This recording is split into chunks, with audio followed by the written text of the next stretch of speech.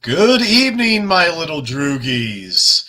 Yes, the time has come for the 50th anniversary audio commentary for Stanley Kubrick's A Clockwork Orange. I've been doing commentaries since July. For those of you who don't know me, my name is Stone Gas Man. I'm a film buff and I'd like to say amateur historian. But the truth of the matter is, with physical media disappearing, I thought to myself, you know what? I should do a YouTube channel devoted exclusively for audio commentaries and do audio commentaries on whatever movies I've liked because I've listened to audio commentaries for 20 years. Why not start doing them? Even if they're not on a physical disc, at least I'll be able to get, a few commentaries out there. And I've done over 20 this year. I started out with the abominable Dr. Phibes, and I later did Escape from the Planet of the Apes, the Devils, Willy Wonka and the Chocolate Factory, all 50th anniversary commentaries, The Velvet Vampire, and also films like Howard the Duck and Return to Oz, some of my favorite films. And I'll be doing some more of my favorite films in 2022.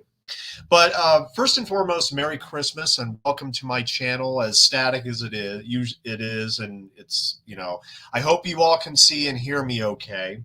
And like I said, I might take a few sporadic breaks throughout this commentary just to catch my breath and drink a little bit. And but I think we're just about good to go here. I am paused at 000, which is a blank orange screen. And I'll just give everybody just one more minute, and then we're going to get going. We're just going to dive into this thing because, hey, this is a 137-minute movie. It may not be number one on a lot of Stanley Kubrick lists for people. I think for me, it's number two right after 2001. That's just me, okay? I mean, everybody has a different ranking for their Kubrick films. To me, this has always been an absolutely strong, powerful, unique, transcending, life-changing piece of work that I first saw in high school, and I wasn't traumatized by it. I mean, I sort of had more or less kind of the same reaction as I had to something like Texas Chainsaw Massacre. This visceral, piercing experience that Kubrick gives us with A Clockwork Orange, which, like I said, this is the 50th anniversary. It was released, premiered in New York City on December 19th, 1971. And so we are here for the 50th anniversary. I knew I had to do a commentary for this because it's a film I've seen numerous times. And even though, so much has been written about it, so much has been discussed about it, in all different avenues in academia, my words are going to be meaningless in terms of, how much depth I can do in terms of looking at this movie from a philosophical perspective. No, no, no, no. We're going to have some fun tonight. We're just going to sit back, watch Clockwork Orange. We'll talk about it, discuss it. I'll throw out anything I possibly can that I think might be worthy of your absorption. So, I mean, like I said, I'm ready to just to get started here. So, I think without further ado, I think. And by the way, just real quick before I press play here, just to say hi to everybody in the chat. Say anything you want about A Clockwork Orange. I'll be more than happy to flash it on the screen here. Great to see you, Joe Bob Tarheel and Jinx Hart and Daniel Shine. So happy to see you tonight. And I'm sure we'll get a lot more people because, I mean, I knew when I made this announcement that this was going to be a very popular choice for a 50th anniversary commentary because I've done some obscure movies. I've done some personal favorites, which may not get enough attention that they should. This is a film I'm confident that a good portion of the population has seen, despite the controversy, despite the bit of the old ultra violence, as Sean McManus says, that that bit of ultra violence caused a lot of controversy and stirred a lot of feathers. So, but anyway, time to get started. Countdown from 3, 2, 1. Like I said, I'm at the blank orange screen, and we will start Stanley Kubrick's A Clockwork Orange on the count of 3, 2, 1, and play.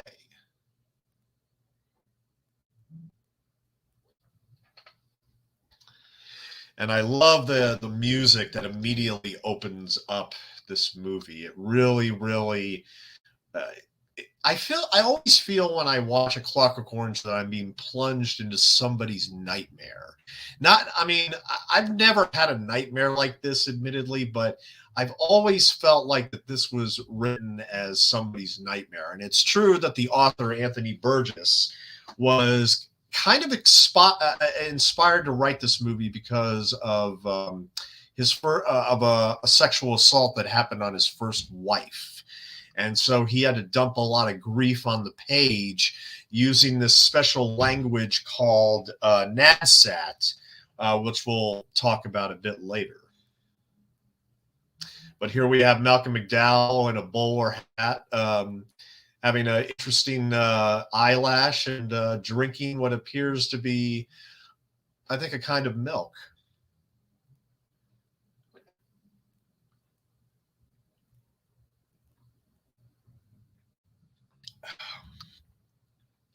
And here he's talking about what exactly they're drinking and the psychedelic drugs that have been put into this. I'm not drinking psychedelic drugs, but I just, yeah.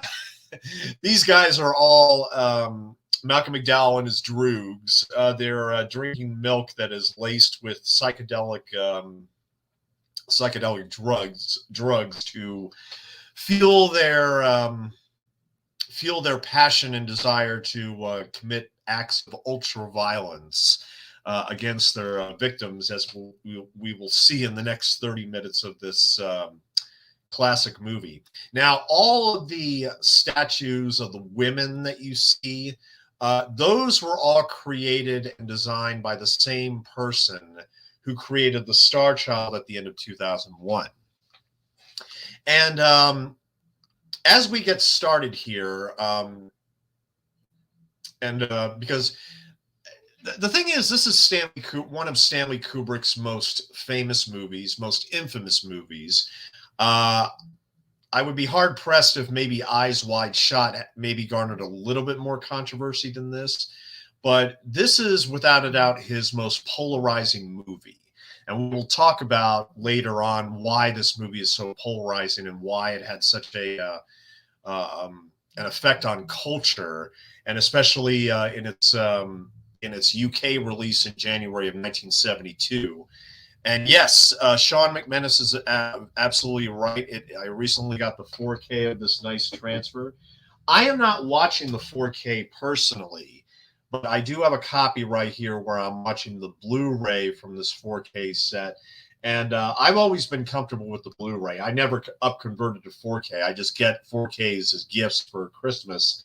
And this was one I was going to send out later. But yeah, this is the brand new Clockwork Orange 4K that was released in August by Warner Brothers. And so Stanley Kubrick, is, considered one of the all-time great filmmakers. He started out in the 1950s with war movies like Fear and Desire and Paths of Glory, which is one of the great World War I films. And he had also made Lolita, based on the very controversial novel about Kubrick has never shied away from controversy, but he always, whatever he did in his life, he always did in service of his movies, it seems like. I mean, he always wanted to fuel everything. He absorbed his life into his passion for cinema and filmmaking, as we will see. But so he did Lolita, and then he did Dr. Strangelove, which is considered one of the great satires of the 1960s, Peter Sellers. And then, of course, came in 1968, 2001, A Space Odyssey, which was massively over budget. And, okay, now real quick, this scene right here, as they encounter the gang this gang rape on this what appears to be a theater stage. He starts out with that gorgeous painting at the top until slowly coming down. We hear what's going on. We know it's not good. And we actually see what's going on. And I'm sure, pretty much at this moment in cinemas, there were a lot of people that were like, "Oh my God, what are they doing?" And yeah, this is pretty ugly stuff here. But you know, Burgess, I think that Burgess always wrote this book as a question, always about to talk about free will and expression, and how even somebody as horrible as Alex and as Droogs are, I mean, are they? I mean, would they be able to get through a rehabilitation program and be put out back in society, but without free will, without defending themselves or committing on sexual desires?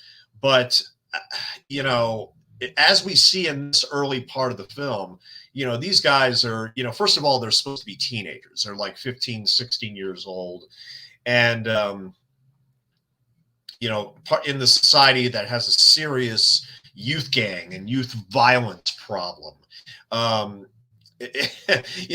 see when I see, I'm not an expert on punk, but it's always scenes like this with these clothes and everything that always makes me think, oh my God, yeah. So this is one of the most iconic films in punk culture. And I wish I could provide more about that, but I can't, because I didn't really grow up in and around the punk scene, and I'm not really experienced enough with it. But I did watch all the Kubrick films at a very, very young age. And I believe I saw Clockwork Orange at the same age, 15 years old, when that Alex is supposed to be in the book.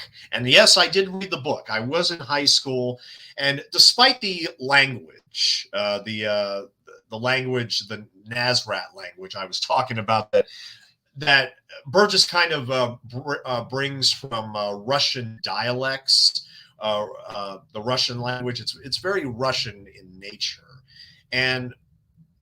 But aside from all that, I mean, even without looking at the glossary 100 times, I was able to understand more about what was going on in A Clockwork Orange than, say, something that was required reading in my school, like Portrait of the Artist as a Young Man by James Joyce. I mean, I understood A Clockwork Orange 1,000 times more than something like that.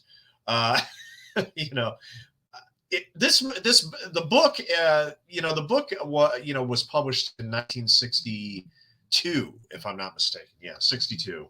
And as I said in the very beginning, Anthony Burgess was inspired by a horrible sexual assault that happened to his first wife, to dump all of these regrets and demons down on the page in this story of a bunch of young criminals who commit these such atrocious acts of violence against the population. And here they're joyriding. They have absolutely no respect for, no humanity. They just want to cause, chaos and destruction and death, wherever they go. They're about as reckless as human beings could ever be. And that's why a lot of critics, of course, asked at the time, okay, it's a brilliant film, but is it too dangerous for moviegoer consumption? And that was one of the big questions, because, of course, it's said that A Clockwork Orange allegedly inspired a lot of copycat crimes in England when it was released in January of '72, and it got so bad for Kubrick and for everybody involved that I mean, looking back at it now, I mean, it's a very hard R, but of course, this got an X rating when it first came out. It's amazing. 2001, A Space Odyssey was rated G, and right after that, Kubrick went into X-rated territory. It's amazing. And he didn't like the book at first, believe it or not. Now, all these places that you see are real locations. Many of them around Kubrick's house. That's not a joke. Kubrick shot a lot of these scenes right outside his house in where he lives in England at the time, and one of the few sets is actually right here is the artist's apartment and and specifically the doorway and everything. There's only like 3 or 4 sets in the movie, believe it or not. And as a kid, I was always fascinated, like I was with 2001, about these, just the architecture, the production design. This was done by John Barry, who later did Star Wars, and died only shortly afterward. He was so young. I mean, he was in his 30s, I think. But at any rate, so they're going out for a bit of the old ultra violence by what they call the they said it when they were driving in the car, but basically they're going to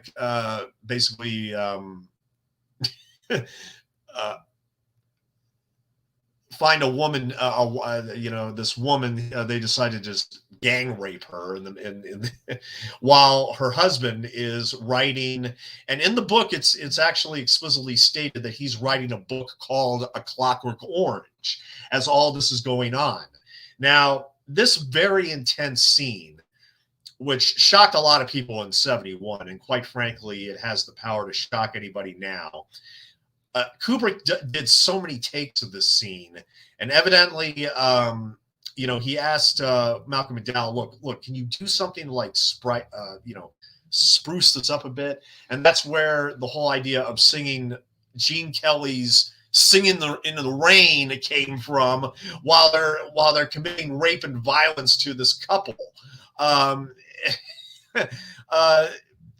the reason why Malcolm McDowell chose that was because, well, it's the highest state of euphoria that this character is going to, and of course he would sing something like this.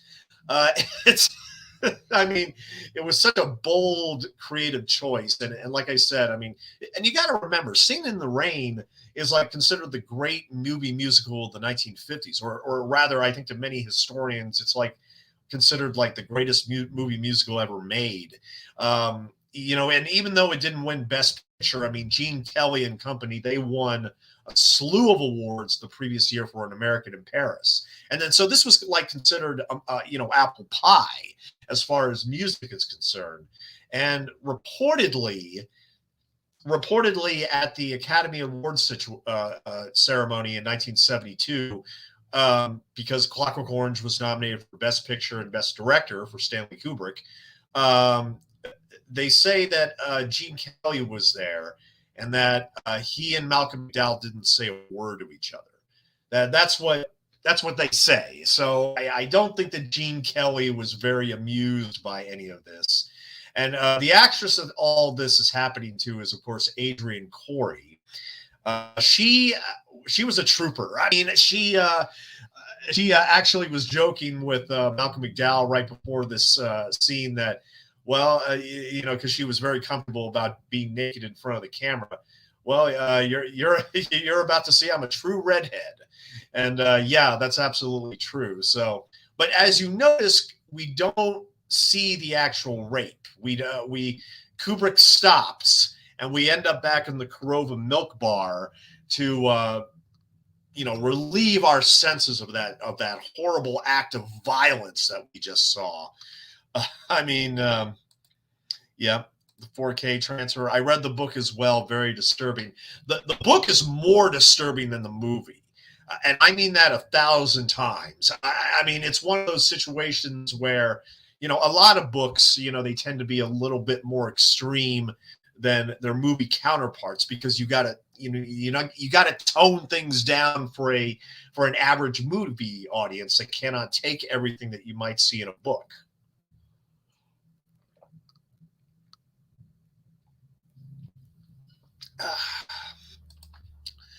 Yeah, I felt like I just had to enjoy milk for this occasion.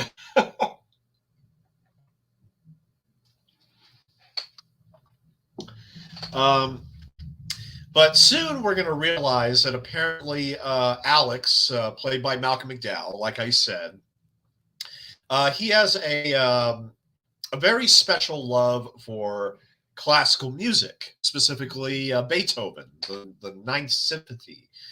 Ninth Symphony, excuse me.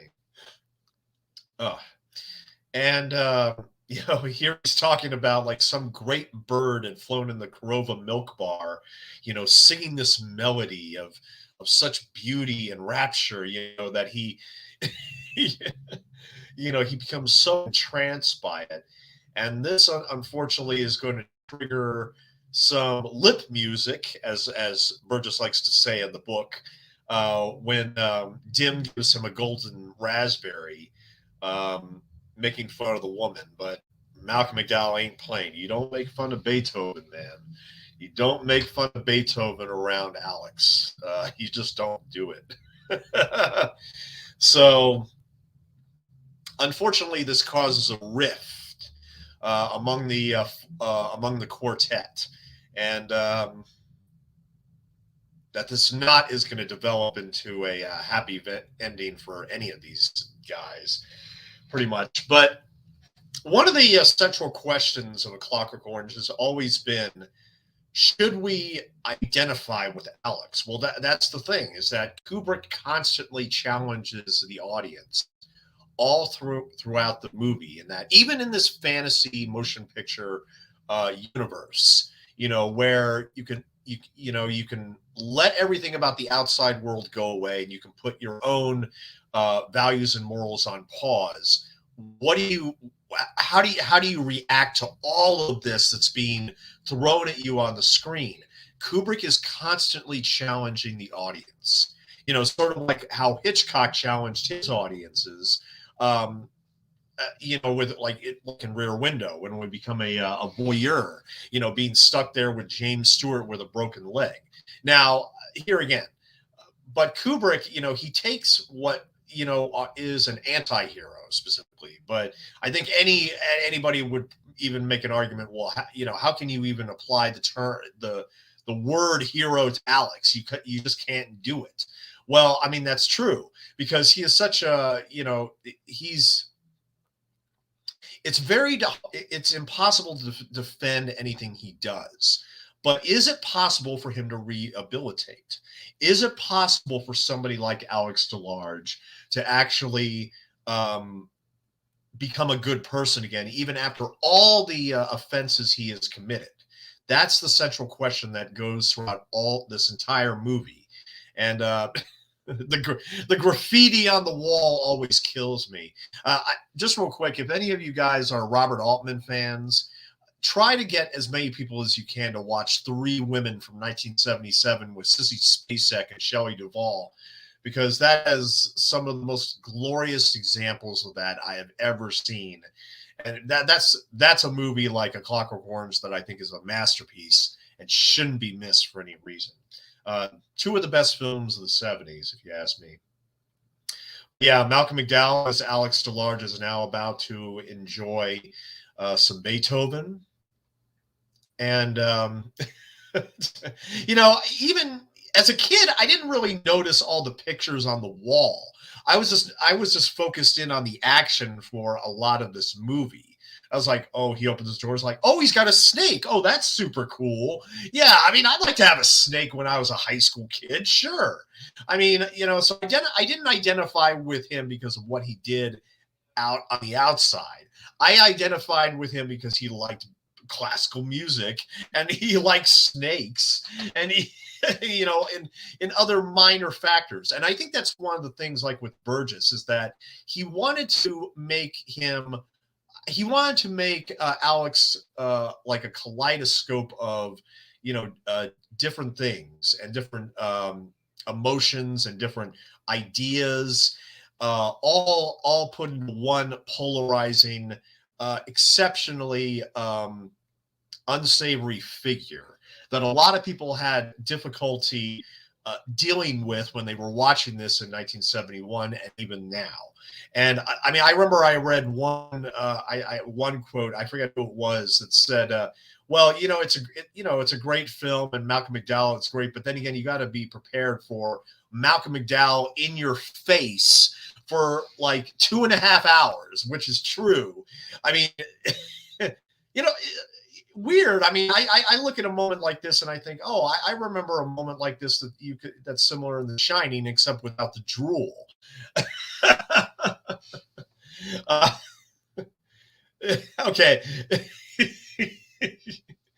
Obviously he has like the biggest man crush on Beethoven that you can expect, and he goes into these heightened senses of euphoria through these old film clips and just images and everything. I mean, that's the thing, is that this movie is such a assault on the senses that I think there was a lot of people that were turned off by the fact that Kubrick and McDowell just brought all of this into your face, and already in the first like 15, 20 minutes of the movie. It's amazing. I'll do a timestamp actually real quick for anybody that has just come in. We are approximately at the 20-minute mark. Yes, we're approximately at the 20-minute mark. And another thing I had to get used to when I first saw this movie, because I was a huge fan of the British sitcom Are You Being Served? And there was a character in that show called Mrs. Slocum, who had different color hair every episode. And when I saw this movie, I was thinking, oh, so do people in England do they just like to go out with a different color hair every day or something? I actually thought this was an English thing for a while. I mean, you look at the purple hair now and you think, oh, whatever. I mean, people are very, open to different hair colors, which is okay, fine. But I mean, yeah, I actually thought this was the British thing, was like the extreme different colors of people's hair. I just, like I said, I was still in high school, but oh God, these images and the way he zooms out, the way he, with certain shots, with angles, with the lighting. I mean, all of this is extraordinary work. I mean, and I was dazzled by a lot of this stuff when I first saw it as a kid. I thought to myself, I wouldn't mind having a place like that. Now, I mean, this is supposed to be in the near future, but there's been some debate about that too. I mean, some people think this is just, contemporary England brought into overdrive, enhanced in a way, just kind of given this futuristic slant as opposed to being definitively in like the 1980s or something. Like, I think there's been different interpretations about that. From what I do understand is that they're supposedly reading there's a newspaper that actually has a 1977 date on it. I can't tell for sure, obviously, but I mean, I mean, that's the thing, is that you could take this as contemporary Britain. Well, I mean, considering the themes, I mean, contemporary just to the times we're living in, or you could look at this as a futuristic dystopian world, a la George Orwell or Aldous Huxley, take your pick. It goes along with those types of books. But here again with Burgess, it's all about the language. Like with this guy, the parole officer who basically says to Alex, I think you've been a naughty boy. Yes. He always likes to do that, accentuated yes at the end of every sentence. These people this society has a very, the title was inspired by the old, English term, queer as a Clockwork Orange. And that's the thing, is that everybody has a different way of using language and playing with words, and some of them are more distinctive than others, especially like this guy with the accentuated yes at the end of every sentence. Yes, and but he is absolutely convinced that Alex is guilty of these crimes, and he gives him what is essentially a final warning. It's like, hey, if you don't straighten up, we're gonna put you away, and you're not gonna like it, man. because he's slept in. He's missed school all week, and his mother is his parents are getting very, very concerned about him. So obviously, he needs a little intimidation. He needs a little bit of a jump in terms of, hey, you realize what you're doing, you realize what you're dealing with here. I mean, even though this guy has no evidence, it's pretty clear that he knows, and that he's pretty damn certain that Alex and his buddies are responsible for all this ultra violence that's been happening. Funnily enough, Malcolm McDowell, when he was shooting the movie, he actually thought of it as a comedy, a black comedy. And that's what I'm saying, is that despite the fact that there's these, even though there's the rape and the violence and everything, but man, there's also some moments that are so funny that, I mean, I think it's, like with the violence, how some of it is very operatic, which is in many ways the same thing Robert Wise did in West Side Story when he was dealing with street gangs, is that he would give the so-called violent altercations this balletic quality.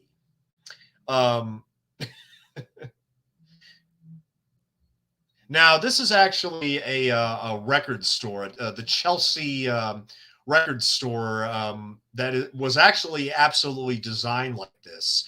It's now a McDonald's, unfortunately, but but as you see, I mean, what Kubrick is doing with the camera here is amazing. As we follow Malcolm McDowell as he looks through the magazines and looks through all the records and everything. And what we will see pretty much right here as he stops by these two girls is, if you will look down there, there's a record for hit music from 2001. That is not the official soundtrack for 2001, but it also includes Rosemary's Baby, music from Rosemary's Baby, Elvira Madigan, The Story of Three Lovers, and 1, 2, 3. So yeah, on that record, there's supposedly music for not just 2001, A Space Odyssey, but also for Rosemary's Baby. And Elvira Madigan is a very interesting case in that, she was a circus performer. And she was evidently murdered at the age of 21, sadly. And there have been different movies made about her life. And one of them was made in 1967. And I'm pretty sure that's what Kubrick is referring to with that movie. But also The Story of Three Lovers, and also 1, 2, 3. Okay. First of all, 1, 2, 3. We're going to go back to 1, 2, 3 in a minute. But I want to say, for those of you who read the book, it can be pretty disturbing to think about that in the book. Alex DeLarge was 15, and these two girls were in fact 10 years old, and it was not consensual, and basically he violently drugged and raped them through alcohol, got them drunk and everything, and yeah, it's. I mean, it's in the book, that's exactly what happens. And of course, Kubrick had to modify that. So, of course, Alex here is in his 20s, and the girls are hopefully older. They're older than 17 here. But this entire sequence took approximately 28 minutes to film. Now, yeah, it all took 28 minutes to film. I mean, and as you can see, everything is sped up. And this is the scene that inspired the MPAA to give the film the X rating when it was initially released in December of 1971. This was the scene that got the X rating. So all the violence, all the ultra violence was fine. But this scene, yeah, NC-17. And so... but I was always, because of the fact they used the William Tell overture, I think I always found that scene in the movie more funny than disturbing. But when you read the book and you realize, oh my God, that these girls are 10 years old, and that Alex DeLarge is doing the most unspeakable things to them, you almost like you almost want to stop the book at that point. I mean, it's like what I mean. I think I don't know if that might be a similar thing where if you're reading like Stephen King's It, and then you get to the teenage gangbang that occurs in the book in Stephen King's It, it's the same thing. I don't think I could continue with It after that. But I mean, even Kubrick knew when to tone things down from the book. Um, so that scene is more comedic in the movie than it certainly is in the book. But it's just one of the interesting changes. But the interesting thing is that this movie is almost the book exactly, except for the last chapter. Now, I mean, of course, we'll talk about the ending when the third act comes around. But pretty much they used the book as the initial script in many ways. I mean, Kubrick was writing the adaptation himself, and during production, he still wasn't certain on a lot of things, and he kept on working on the script throughout the shoot. So now, and granted, there was some improvisation in some scenes, but I think that they were very, very committed to staying true to the book. I mean, they use a lot of the book's language, not all of it, not all of it. I think they could have used a bit more the colorful words without alienating the audience even more. I mean, there's this whole thing about. I don't think this movie is incomprehensible at all. I think that most people, even if they don't understand every word that these characters are saying, visually you know what the hell is going on. That they live in this place that doesn't have a lot of law and order. There's a lot of this horrible graffiti, and these teenage gangs are able to go out every night and commit ultra violence and murder and rape. And it's like, I mean, like, what is up with this damn society? And that's the thing, is that the odd thing is that I think because of this movie, because of Stanley Kubrick's movie, it made the novel to be much more widely read than it was.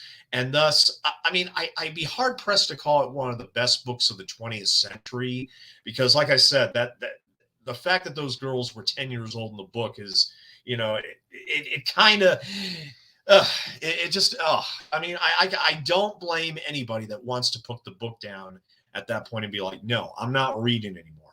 I don't blame you. I don't blame you. I got through it, but it was just amazing to me how much more extreme the book was, with not just the language, but also with what these characters were doing. And that, here again, there's not a shred of humanity in this society. It really isn't. I mean, everything is, I mean, the parents do have a little bit of sympathy, but they're not very intelligent. Hell, I mean, Alex comes off as the most intelligent of all three of them. That's the scary thing. Excuse me for a minute. Orange, gushy, Clockwork Order, odds and strange, like Alex, perhaps. Yep.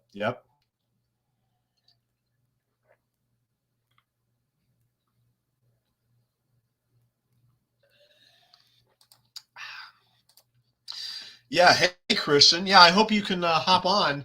Yeah, that would be awesome.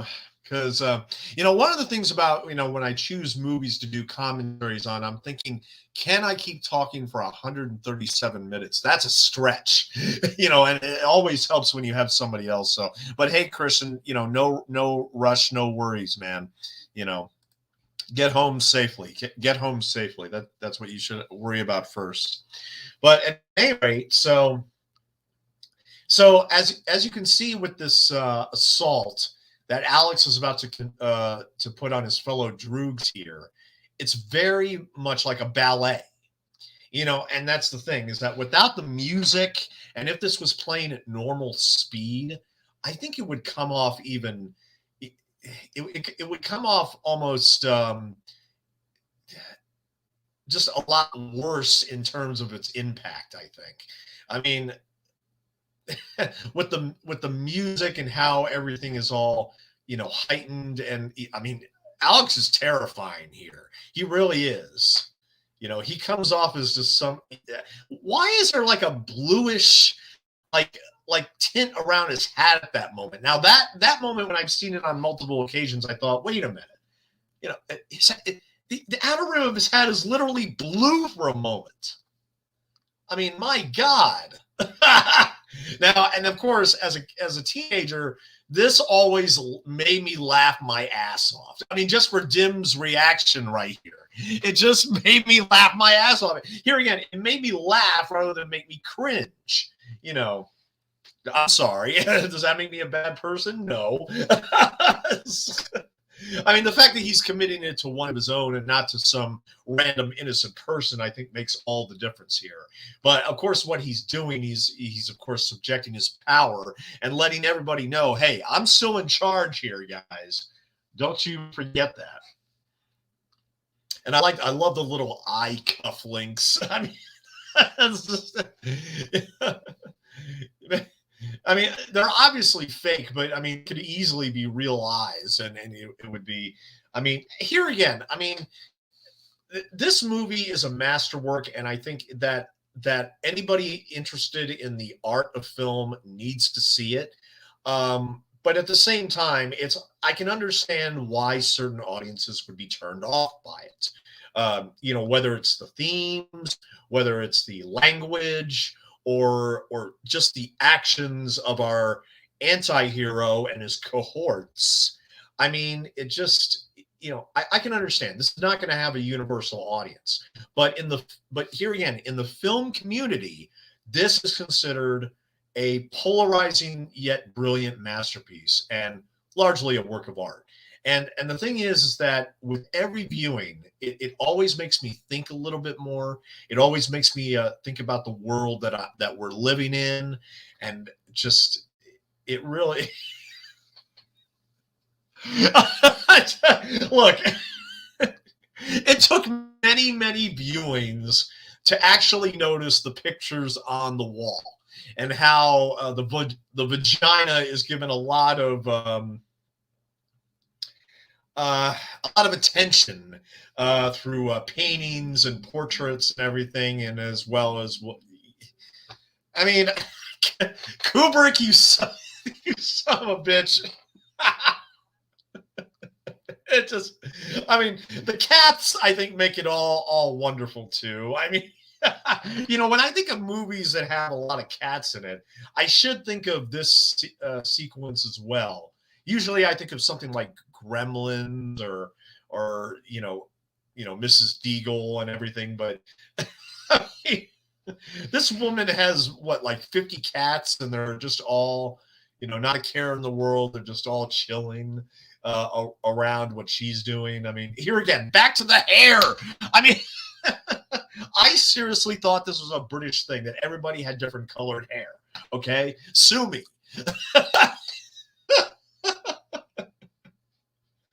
But and we're gonna see a lot more stuff in this scene, which of course here again rattled a lot of people's senses, particularly of what they were actually looking at, because that's the thing. Queer's a Clockwork Orange, yeah.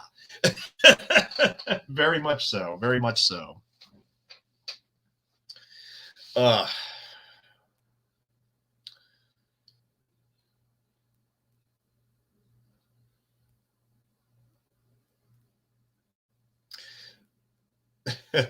So, but I mean,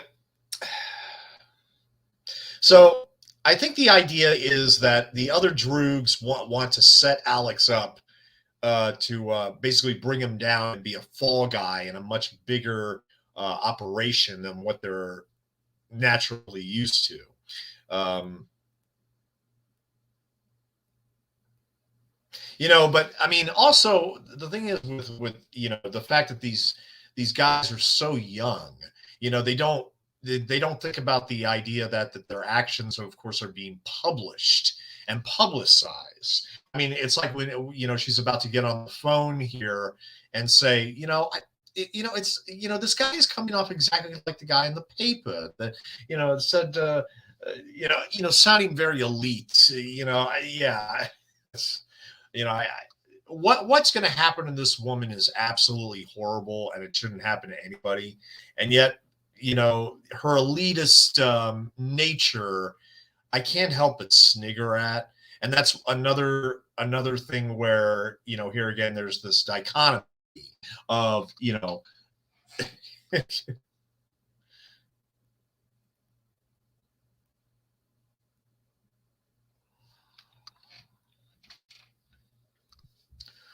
caught my attention was something he said. His words sounded like those quoted in the papers this morning in connection with the writer and his wife who were assaulted. Exactly. Now, Anthony Burgess's novel is interesting in that it's split up into three parts, and each part has 7 chapters.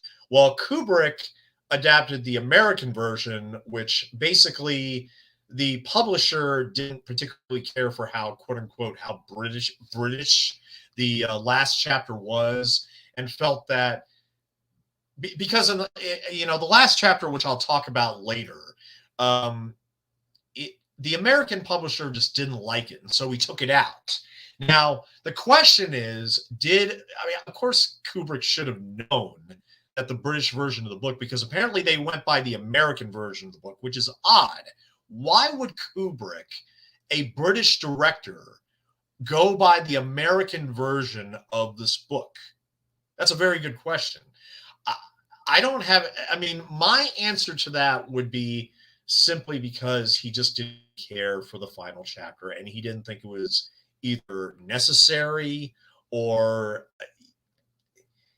the thing is that I actually think that the original ending in chapter 21 of the book is in many ways 1,000 times darker, when the irony is it's supposed to showcase Alex's full rehabilitation and actually not commit any of these acts of violence anymore, and is actually living a somewhat normal, mundane life out in suburbia somewhere. Uh, it, where, he hooks up with one of his former droogs, one of them had died in another violent incident while Alex was still in prison.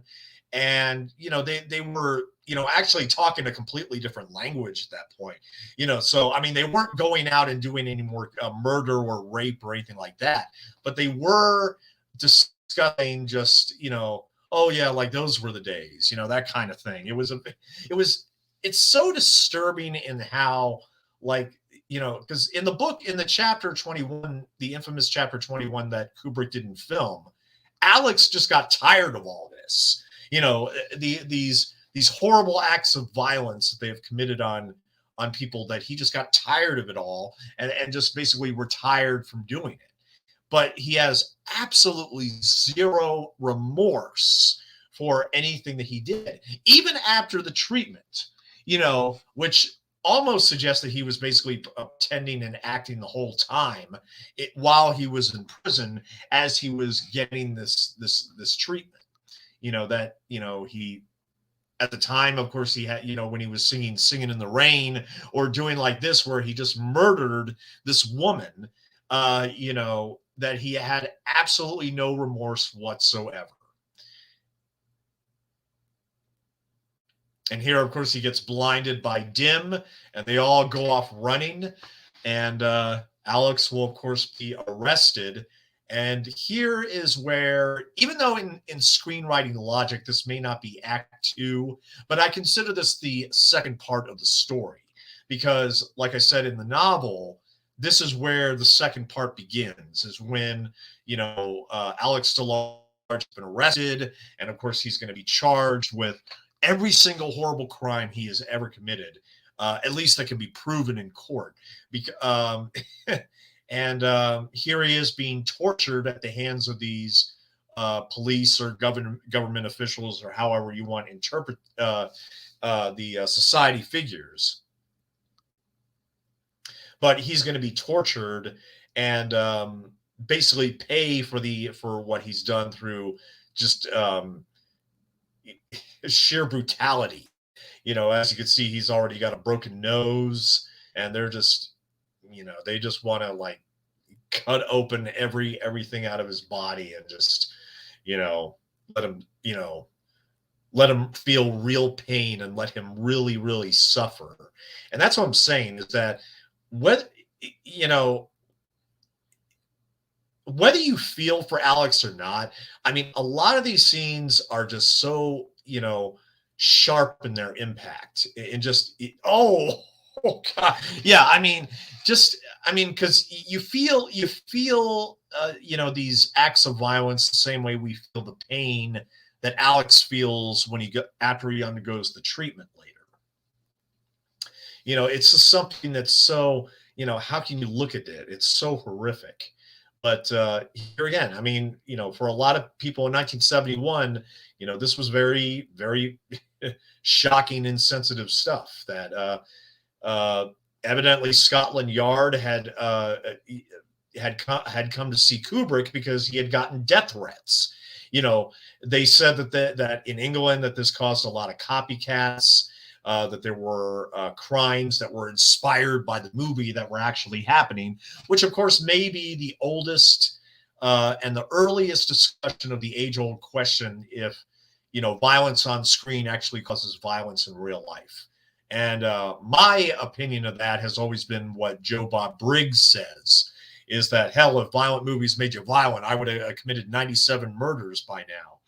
But I mean, back in 1971, this was admittedly very shocking stuff because in 1968 we had just had the Motion Picture Association of America form, and in the next 3 years up until 1971, you could have legitimate adult films be rated X.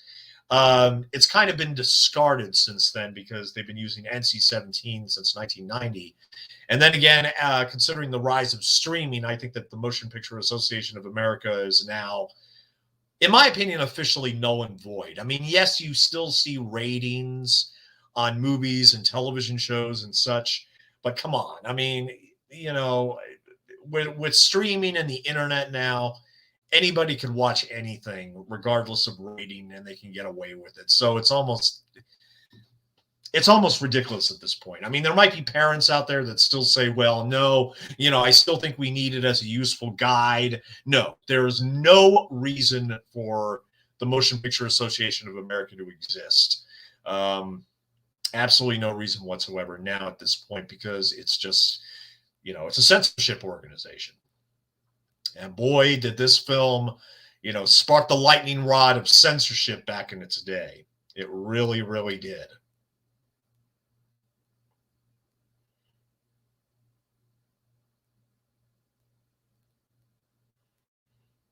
This is the real weepy and tragic part of the story, oh, my brothers and only friends. I mean, here again, it's a first-person narrative. We hear everything from Alex's point of view, and it really challenges the viewers. Like, oh, well, I mean, am I your friend? Not really, but, I'm going to keep watching what you're doing because I find this story fascinating. Now, this was one of the few sets in the movie, too. Yeah, I mean, here again, there were like 3 or 4 sets in the whole movie, and this was also one of them. But here, of course, Alex is about to, check into prison for his 14-year sentence, which seems rather light for everything that he's done. But yeah, he got sentenced for 14 years. The fact that he's still technically a juvenile, even though, look, Malcolm McDowell is in his late 20s, okay? It's obvious.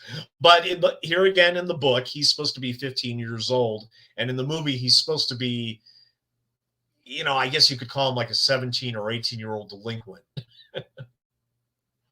Alexander Delarge, sir. One of the main themes of this movie is, of course, control. Control of society, control by the government's hands and everything.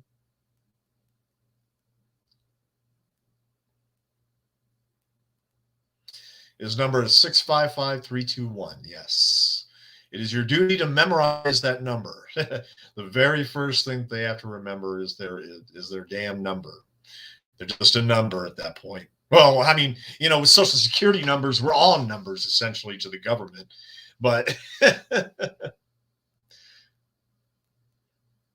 and this becomes about order and discipline. No, you will stand behind the line. You will put the chocolate bar properly on the damn desk.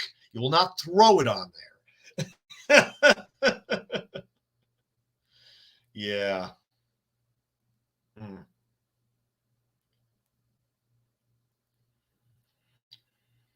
Yeah. Kubrick keeps everything locked here with the camera. I mean, we see the backs of the two officials and we can see their reactions to everything Mick is doing here. Yeah. This is a monster, and we're going to make sure that we tame this monster, whether he likes it or not. One bunch of keys on a metal ring, a packet of cigarettes. It's funny, we don't see before this. We don't see Alex smoke in the movie. I don't remember at any point of him like puffing on a fag. Um, in England, cigarettes are fags, but I mean, yeah, I know. Did you have to use that word even though it's not used in the movie? Well, I just wanted to put it out there. Uh,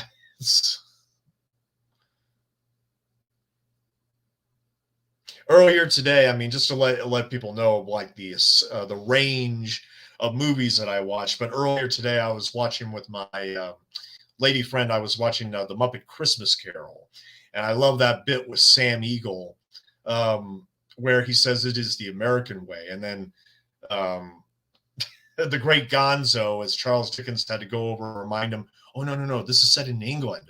And then Sam Eagle redoes the whole bit and says, "It is the British way." So,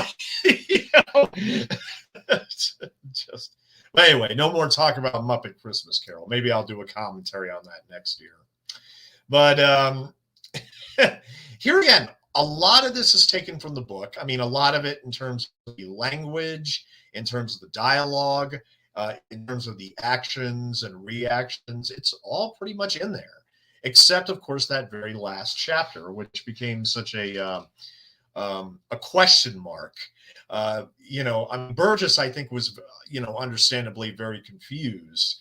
I mean, he didn't blame Kubrick for not including it, but you still have to ask the question: did Kubrick know about that last chapter, and did he just decline not to include it, and ended on a much more, shocking and considerably worse situation where Alex will just continue doing what he's doing. Or there might be another interpretation or two in there. But it doesn't seem like a lot of people are under I think a lot of people look at the ending of the American version, which is the ending of the movie essentially, as being quote unquote a much more worse ending. That a lot of people are just complaining about. Well, why didn't Kubrick include that last chapter when it at least redeems Alex's character? In reality, it really doesn't. In reality, it really doesn't. I'm not going to talk about any more of it right now, but I just want to let everyone know. Look, the fact is that there's a lot of confusion about the endings, and I think it's going to be important to make it clear later on why there's so much confusion and why it's not so much of which which ending is better or more appropriate to the story or to the satire or whatnot, but it's just about how each one makes you think and how each one makes you feel, and which ending you prefer. Which one do you prefer? Because that's the thing. After people read the book, they can decide whether they prefer the British version or the American version. I read about an instance where a college professor actually challenged her class to read the American version of the book, stop, do a day of discussion, and then have them read the infamous 21st chapter from the British version, and then do a new discussion talking about how everything is now changed and how the students think and feel after reading chapter 21. Massive differences, massive differences, and that's what I'm saying is that the controversy with the ending is just, it just adds to the whole polarization of this film on pop culture.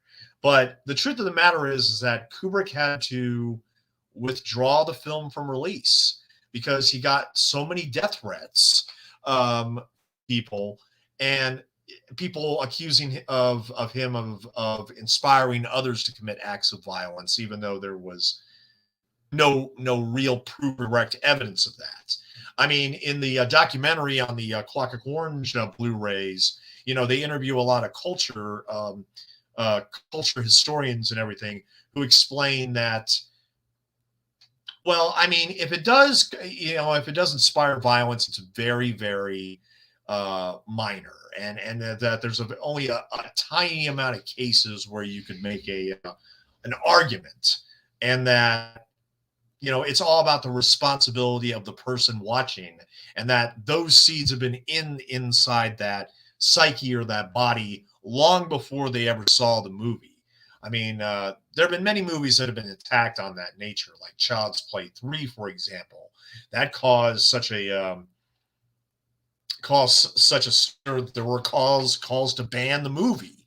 And same thing with Clockwork Orange. I mean, England literally banned the movie after all this controversy, and Kubrick was fine with that. He didn't fight it, and he withdrew it from circulation because for the safety of his family. And so it wasn't until after Kubrick died that we finally got to see. Well, I mean, in the U.S., it has always been available on VHS and DVD, but in England, it was not available. It was a long time before you see a Clockwork Orange again. And as a matter of fact, I mean, it wasn't until after the director's death that, I remember I was in Australia when Kubrick died, and they immediately put Clockwork Orange back in the cinemas down there. And I actually went to go see it in the cinema after Kubrick died in Australia.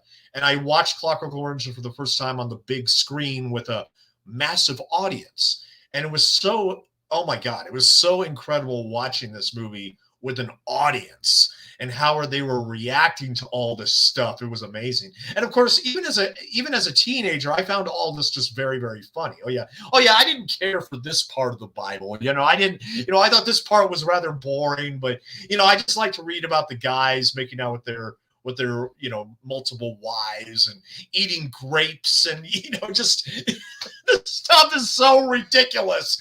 But here again, it's so jarring when you consider all that came about before in terms of violent atrocities. It's like, I'm sorry, I do completely see why Malcolm McDowell thought of this as a comedy when he was making it, because you can't let your mindset get absorbed by those horrible, nasty details. You have to spring away from them, and that's how he did it psychologically and mentally as an actor. Now, I'm going to talk a little bit about Malcolm McDowell because he made his film debut in a 1968 movie called If, directed by Lindsay Anderson. And basically, it's actually set in a British boarding school and actually showcases a insurrection that the students commit against the heads of the school. And it was another very controversial film. It won the Palme d'Or at the Cannes Film Festival. And, here again, the violence in the movie is what stirred a lot of people and triggered a lot of people at the time. But Kubrick saw Lindsay Anderson's If and said, oh my God, that is Alex DeLarge. And he was absolutely right. Anybody, go check out If. Go check out If. I mean, Criterion released it. And I actually love the sequels even more. There's actually, because Malcolm McDowell's character in Lindsay Anderson's If was Mick Travis. That's his name, Mick Travis. And in fact, my thumbnail, which many of you see on Twitter, is actually Mick Travis from the movie If in 1968. kind of obscure, but I'm glad. I'm always happy when people notice exactly where it comes from, because it's Malcolm McDowell, but it's not A Clockwork Orange. It's not Alex DeLarge. It's Mick Travis. And in 1973, 2 years after A Clockwork Orange, Warner Brothers had released "Oh Lucky Man," which was inspired by Malcolm McDowell's early experiences before joining the film industry as a coffee salesman. He was a traveling coffee salesman in England. And he wrote the script called Coffee Man because the director challenged him to come up with an original idea for to make into a movie. Because it's like, scripts don't grow on trees, Malcolm. Give me something here. So he writes this script called Coffee Man, and he gives it to Lindsay Anderson, and they decided to change the title to "Oh Lucky Man" with exclamation point. And it's a 3-hour satire, which is loosely based on Voltaire's Candide. And so, it's basically about this coffee salesman that travels all over England and gets involved in so many surreal and bizarre experiences along the way. And he hooks up with Helen Mirren, a very young Helen Mirren at one point. And there's also this Greek chorus by Alan Price of the Animals, where, these songs that are playing. The Lindsay Anderson Mick Travis trilogy is one of my favorite trilogies in motion picture history, and yet very few people talk about it. Very few people even mention it. I mean, Lindsay Anderson was, in many ways, like Kubrick, a revolutionary. And he always had his own style. He had his own rigid set of rules on how to handle certain projects and everything. And in 1982, the third Mick Travis film came out called Britannia Hospital, which just got Blu-ray releases on both sides of the ocean. So that Mick Travis trilogy of If, Oh Lucky Man, and Britannia Hospital, I'm telling you, you have no idea what you're missing. I mean, here again, I think that a lot of people will enjoy those Lindsay Anderson films just as much as Stanley Kubrick films, even if the style's a little different. I mean, there's a lot of directorial differences, but at the same time, the overwhelming amount of capitalist satire in Oh Lucky Man is just jarring. It's shocking. It's unbelievable. In Britannia Hospital, which is based on the notion that the Queen Mother comes to a national hospital when there's protests going on, and the elite are getting exceptional health care while everybody else is getting crap. It makes you think about how close how close we are to an authoritarian state. And here in the scene right here, they're talking about how they can make room for, political dissidents, because they're going to get rid of, some of the less violent criminals and fill the prisons in with violent dissidents who disagree with them politically. I mean, and that's what I'm saying, is that I think it's too bad. I mean, I don't remember a reference in either the book or movie that these are, for-profit prisons, because in America we now have for-profit prisons, and that's scarier than any horror film, if you ask me. But at any rate, yeah, the Mick Travis trilogy, check it out. If, Oh Lucky Man, and Britannia Hospital. The first two are starring Malcolm McDowell, and the third one is really an ensemble where Malcolm McDowell plays somebody who penetrates the hospital to get the story, but then he's being used by the doctors in a Frankensteinian experiment, which is, like I said, there's some serious body horror at the end of Britannia Hospital that is just glorious to experience. Those are movies to check out. But I've liked Malcolm McDowell in almost everything that he's done, even in like Star Trek Generations, which is, it's not a very good movie. It's not even a very good Star Trek movie. But he, of course, adds color to the whole thing. And he's not even a real villain in that movie. He's more of an antagonist. But I mean, another one of my favorites is by Star Trek 2 and 6's Nicholas Meyer. In 1979, Malcolm McDowell made Time After Time, which was a wonderful film where Malcolm McDowell plays H.G. Wells. He travels back in time to San Francisco in the 1970s to track down Jack the Ripper, played by David Warner. Um, Malcolm McDowell has done so much stuff. And yes, I'm even a fan of Rob Zombie's Halloween movies. Now, I know that everybody hates the changes that Rob Zombie made to the character of Loomis. But hey, I just love watching Malcolm McDowell have fun with the character. I mean, that's the thing, is that I can get a joy no matter how I feel about the movie itself. Malcolm McDowell has always been a joy for me to watch on screen. He's so he's done so many things, and he has such a resume that can make anybody make their eyes widen. It's not just a Clockwork Orange. I mean, I know everybody likes to point to Clockwork Orange as being his seminal performance, and sure, that's probably true. But man, there is a treasure trove of Malcolm McDowell performances that if you haven't experienced them yet, go out and get them. And you should start with the Mick Travis trilogy. That should be the first one on everybody's list after A Clockwork Orange is, If 1968, A Lucky Man 1973, and Britannia Hospital in 1982. Yep, absolutely. Absolutely. But yeah. So I remember even in the 90s when he played, Malcolm McDowell played a pimp in Milk Money. I'm sure a lot of people remember that movie with Ed Harris and Melanie Griffith, where I think this prostitute moves into Ed Harris's home, and Malcolm McDowell plays her pimp to come back and claim her or whatever. I mean, like I said, the guy has done so many things that it would be hard for me to actually rank his performances. Well, maybe not. I mean,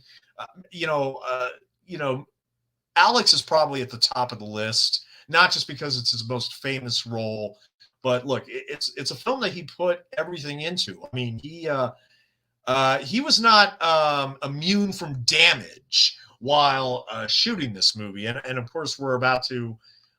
In a few more scenes, we're going to see the very famous moment of him being strapped in the chair, and this medical device is surrounding him, having his eyes locked open like this, and looking up at all this violent and horrible imagery.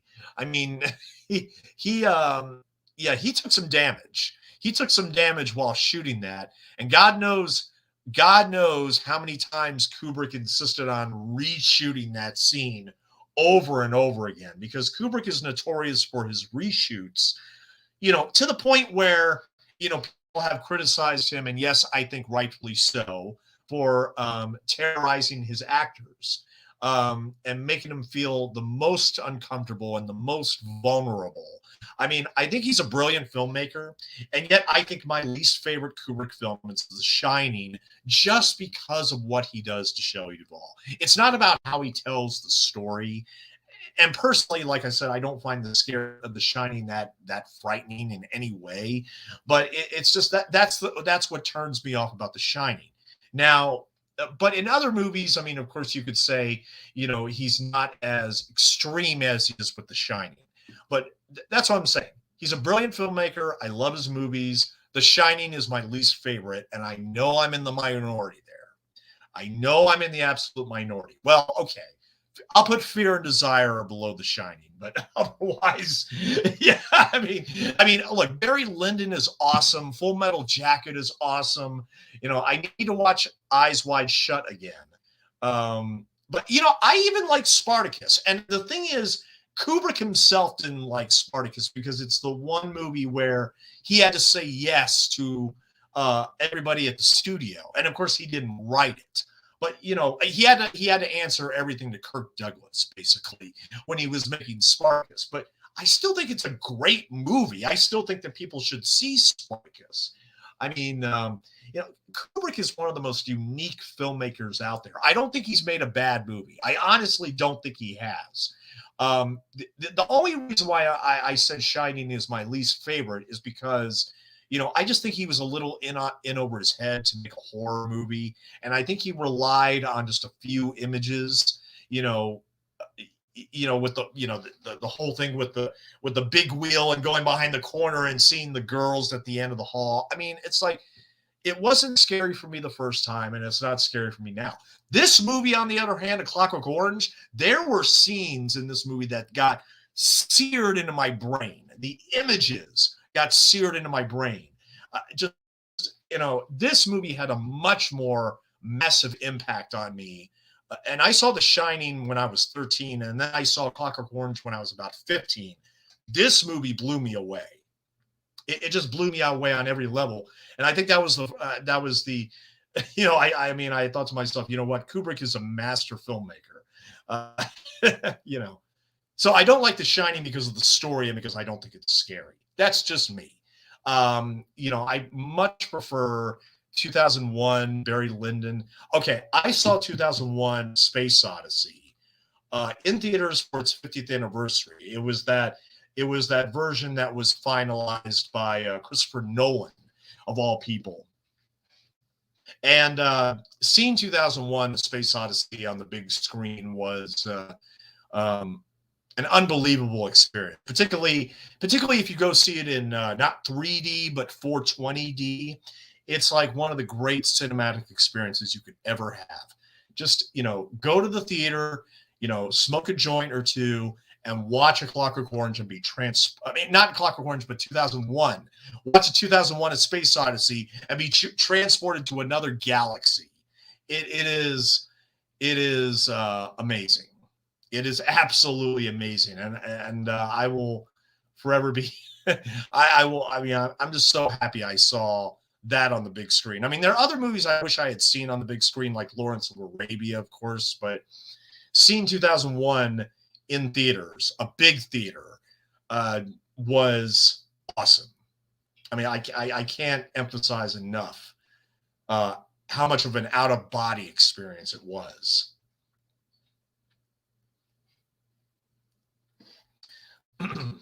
But just to give everybody a timestamp here, we are now officially at 1 hour and 12 minutes.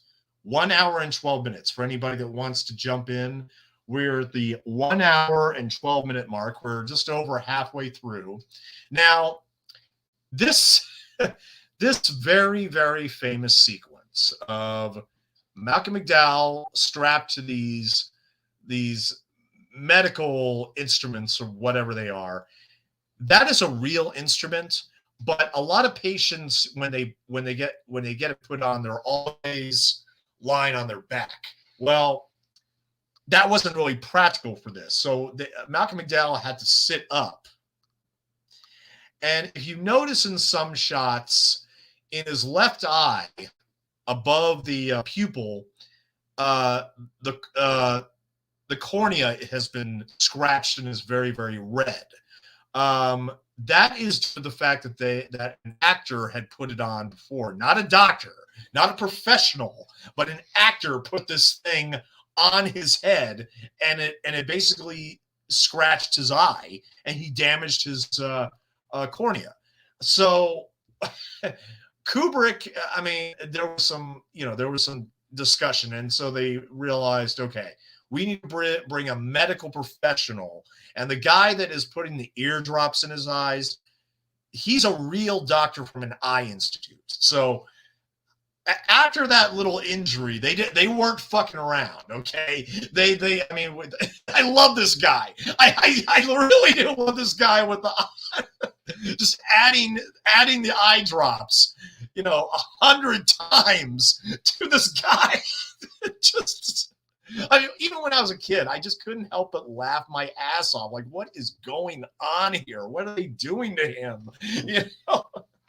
Well, in the book and as well as in the movie, they call it a treatment, where they're supposedly going to,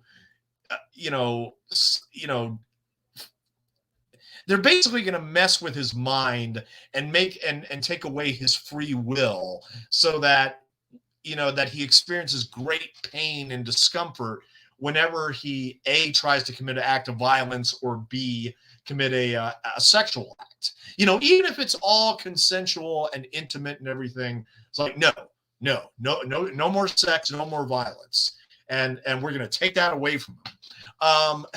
And of course, there's a lot of moral and ethical arguments that can be made here. I mean, God, the amount of there's been so much written about A Clockwork Orange. It's boggling. I mean, it would take. We could have an entire course. I mean, I'm sure they have entire courses on Kubrick films. Hell, Clockwork Orange may require like 3 months of like pure study to actually, read and understand everything that has been written and discussed about it, because it's been documented. It's been talked about and documented that much. I mean, there's so much out there on A Clockwork Orange, and the interpretations are off the charts, all over the place. So, I mean, you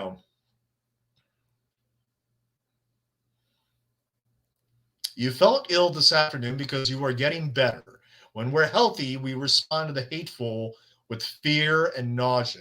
You're becoming healthy, that's all. Yeah, this is all normal. This is all part of the treatment, sure. And then, oh, shit.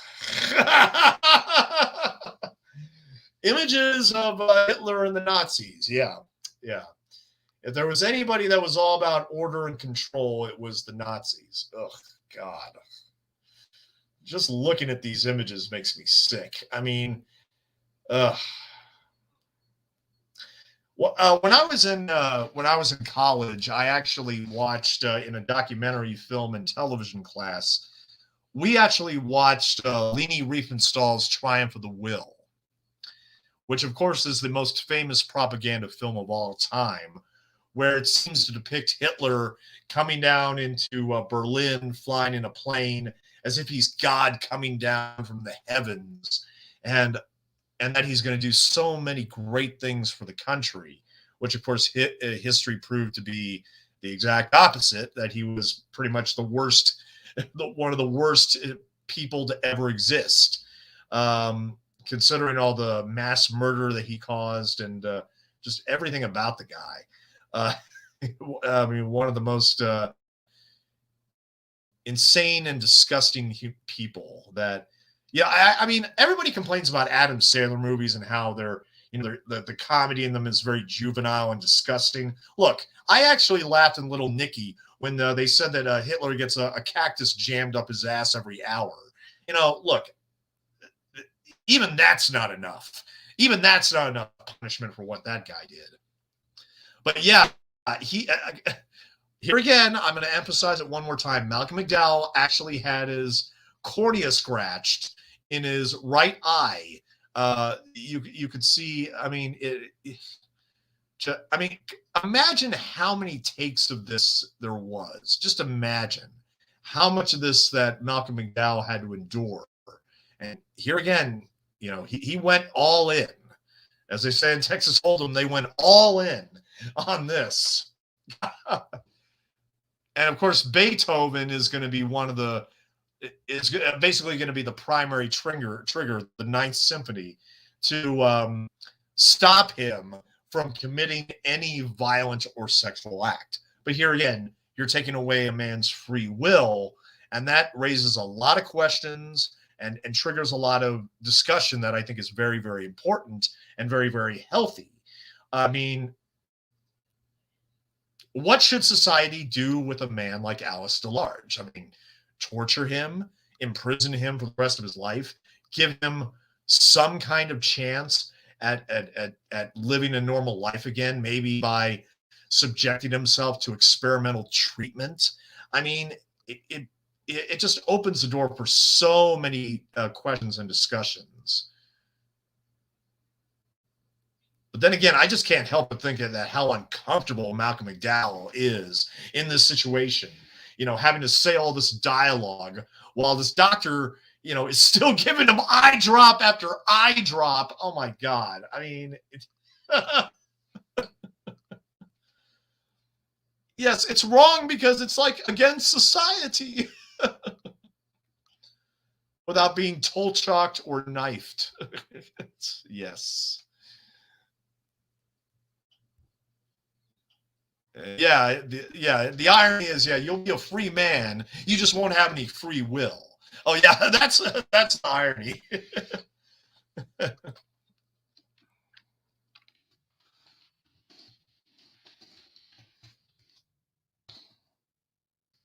So here we reach the presentation sequence where the doctors and the scientists and the government officials are going to all come together and showcase how effective this treatment is and how it will be a wonder to criminals who've been convicted, and the best way that we can let them out in society again is to go through this insane treatment where we just take away all free will, just take that away from them, and they become a Clockwork Orange, something organic that's forced to become mechanical almost. In fact, you know what, I'm not going to screw that again, because the thing is, I want to get so many things right with this commentary.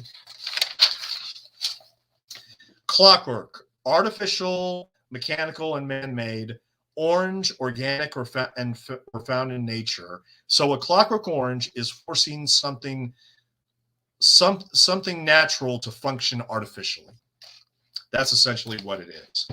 Now, and so as we're going to see in the sequence, he's going to be subjected to a series of tests where he's put in a confrontation. How is he going to react, and something else. But anyway, one thing I wanted to finish up from what I was talking about before, the album with the 2001 music on it. I almost forgot to talk about 123, which is another one of the soundtracks that was put on that compilation album.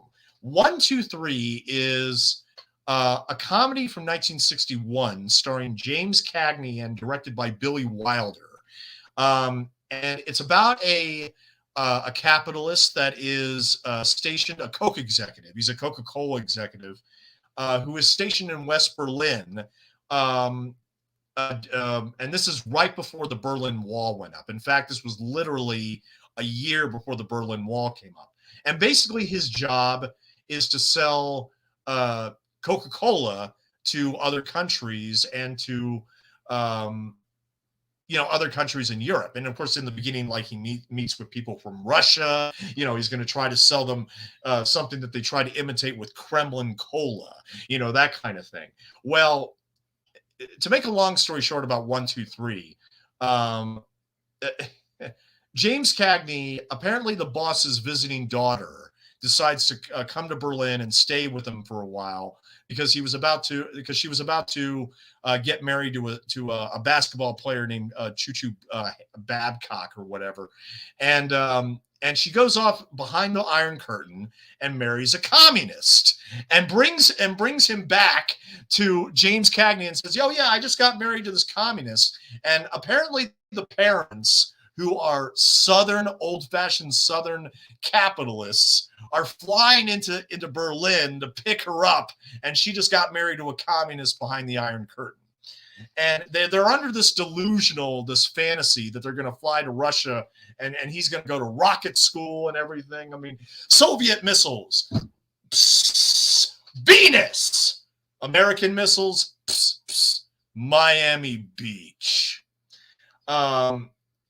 One of the funniest movies I've ever seen. It is a great, great comedy. James Cagney's one of his very last roles. He has a machine gun pace throughout the whole thing. Write that down too, along with the Mick Travis trilogy. Write down 123, and even though you can't even see the LP in the record store where Alex walks around, once you find out what 123 is, you have to watch it. It's too good. And yes, the music is amazing. It was all done by Andre Previn, and it also includes the saber dance. Uh, I mean, the music is so wonderful. I mean, as with all the other ones that was listed on that album in the record store, they're all wonderful. Okay, so the second test that Alex is going to get here is with this naked woman who comes out only in her underwear, and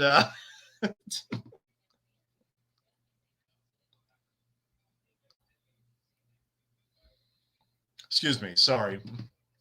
So yeah, I mean, this woman comes out, and of course, Alex is like, "Whoa, yeah, okay." I mean, this is a pretty nice looking lady. I think I might want to do some of the in out with. You know what I'm saying? That's what I'm saying. Even as a 15-year-old teenager, I knew what Anthony Burgess was talking about in the book. I mean, the language didn't intimidate me at all. I mean, it might have for a lot of people, but it did not intimidate me at all. The reaction of the police, it's great.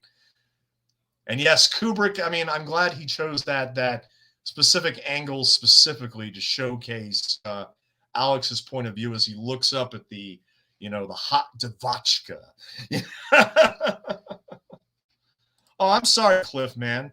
Yeah, I need to figure out a way to do notifications better for these commentaries, but oh no, he can't even touch her because he gets this extreme sickness, just like before when he was um, being assaulted by this guy. Lick my boot, that kind of thing.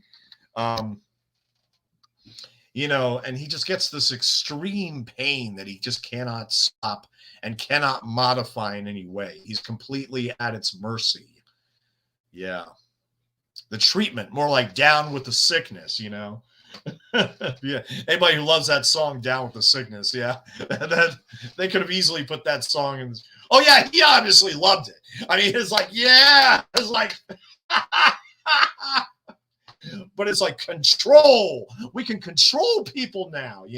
And I love how the priest comes around and tells him, like, look, no, you can't do this. I mean, this is you know I mean, he becomes literally a Clockwork Orange, and not everybody is on board with that. But apparently, a lot of people are convinced that this will deter crime levels. I remember when I watched the satiric masterpiece, and yes, it is satiric masterpiece, is South Park Bigger, Longer, and Uncut. And I'll never forget when they gave Cartman the little V chip, which uh, causes a little.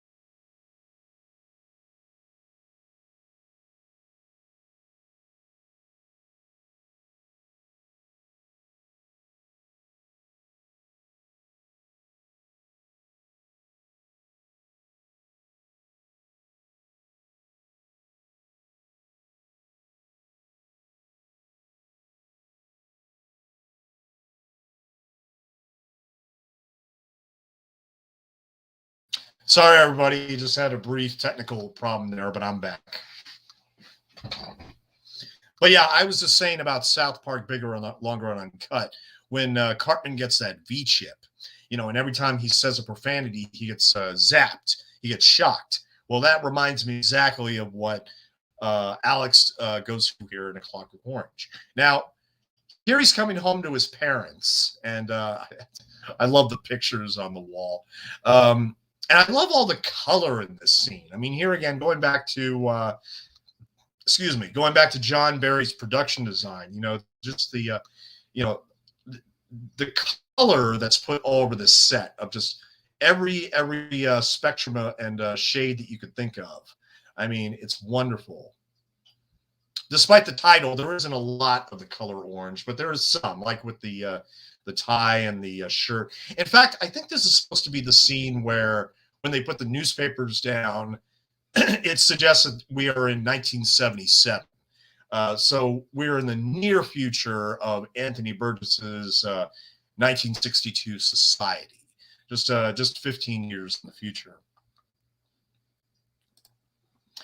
And we have a guest, Santa Dan. How you doing, my man? I'm doing well, showing up for this Christmassy movie. Yeah, this is a Christmas classic, man. It is. Well, you know what? It premiered in New York City on December 19th, 1971. So, Christmas of 1971, people went to go see Clockwork Orange. Yeah. So, hey, let me know, Santa, how many times have you seen A Clockwork Orange, and what do you think of it in general? The floor is yours. Probably at least a dozen times over the years. Not my first Malcolm McDowell movie, actually. I think Time After Time was my first Malcolm McDowell movie, which is a great film. Finally got to visit, see this one. Maybe my second Stanley Kubrick movie. I think Shining was probably first. And I fell in love with it. I think it's an amazing film. I think Malcolm McDowell, one of the great screen performances of all time, which it usually is recognized that way. I always feel bad because I also think it's a good film, but Caligula really killed his momentum after this. God. Yes. Which he's talked about in the past. But no, I love Clockwork Orange. It's amazing to me how it's endured over the years, and there's merchandise. I don't know exactly where it is, but I actually have a pop vinyl signed by Malcolm McDowell for this. I got a Clockwork Orange and I got a Tank Girl poster signed by McDowell, so I'm a big fan. Oh, really? Oh, awesome, man. Yeah, I still haven't had the pleasure of meeting Malcolm McDowell. But if Christian comes in later, I'm just going to ask him how much he thinks this movie has inspired punk culture. But that's the thing. I mean, what do you think of A Clockwork Orange and how it impacted the culture, not just then, but now? Oh, I mean, from an aesthetic standpoint, for sure. Although it's not a movie you can easily recreate. There's not like 1,000 different Clockwork Orange clones. It's still uniquely what it is. And I think most people would certainly have it in their top 100 of any genre, not just specific genre. It's fantastic. Did it shock you when you first saw it in terms of the violence and the sex? It to a degree. I know at that point I was watching other stuff that I probably shouldn't have been watching, even though like all of us. Yeah. I mean, the first time I saw it, I couldn't tell you what Clockwork Orange was about, really. It was just, a very bizarre experience. And I always had although I will say, I always had a thing with my eyes. So the, device on the eyes was always kind of disturbing to me. Did you ever read the book by Anthony Burgess by chance? Or? Yes, I actually read that when I was like, I was older than when I saw the movie, but 14, maybe 13, 14. Yeah. Me too. Pick it up and read the book, which is fantastic.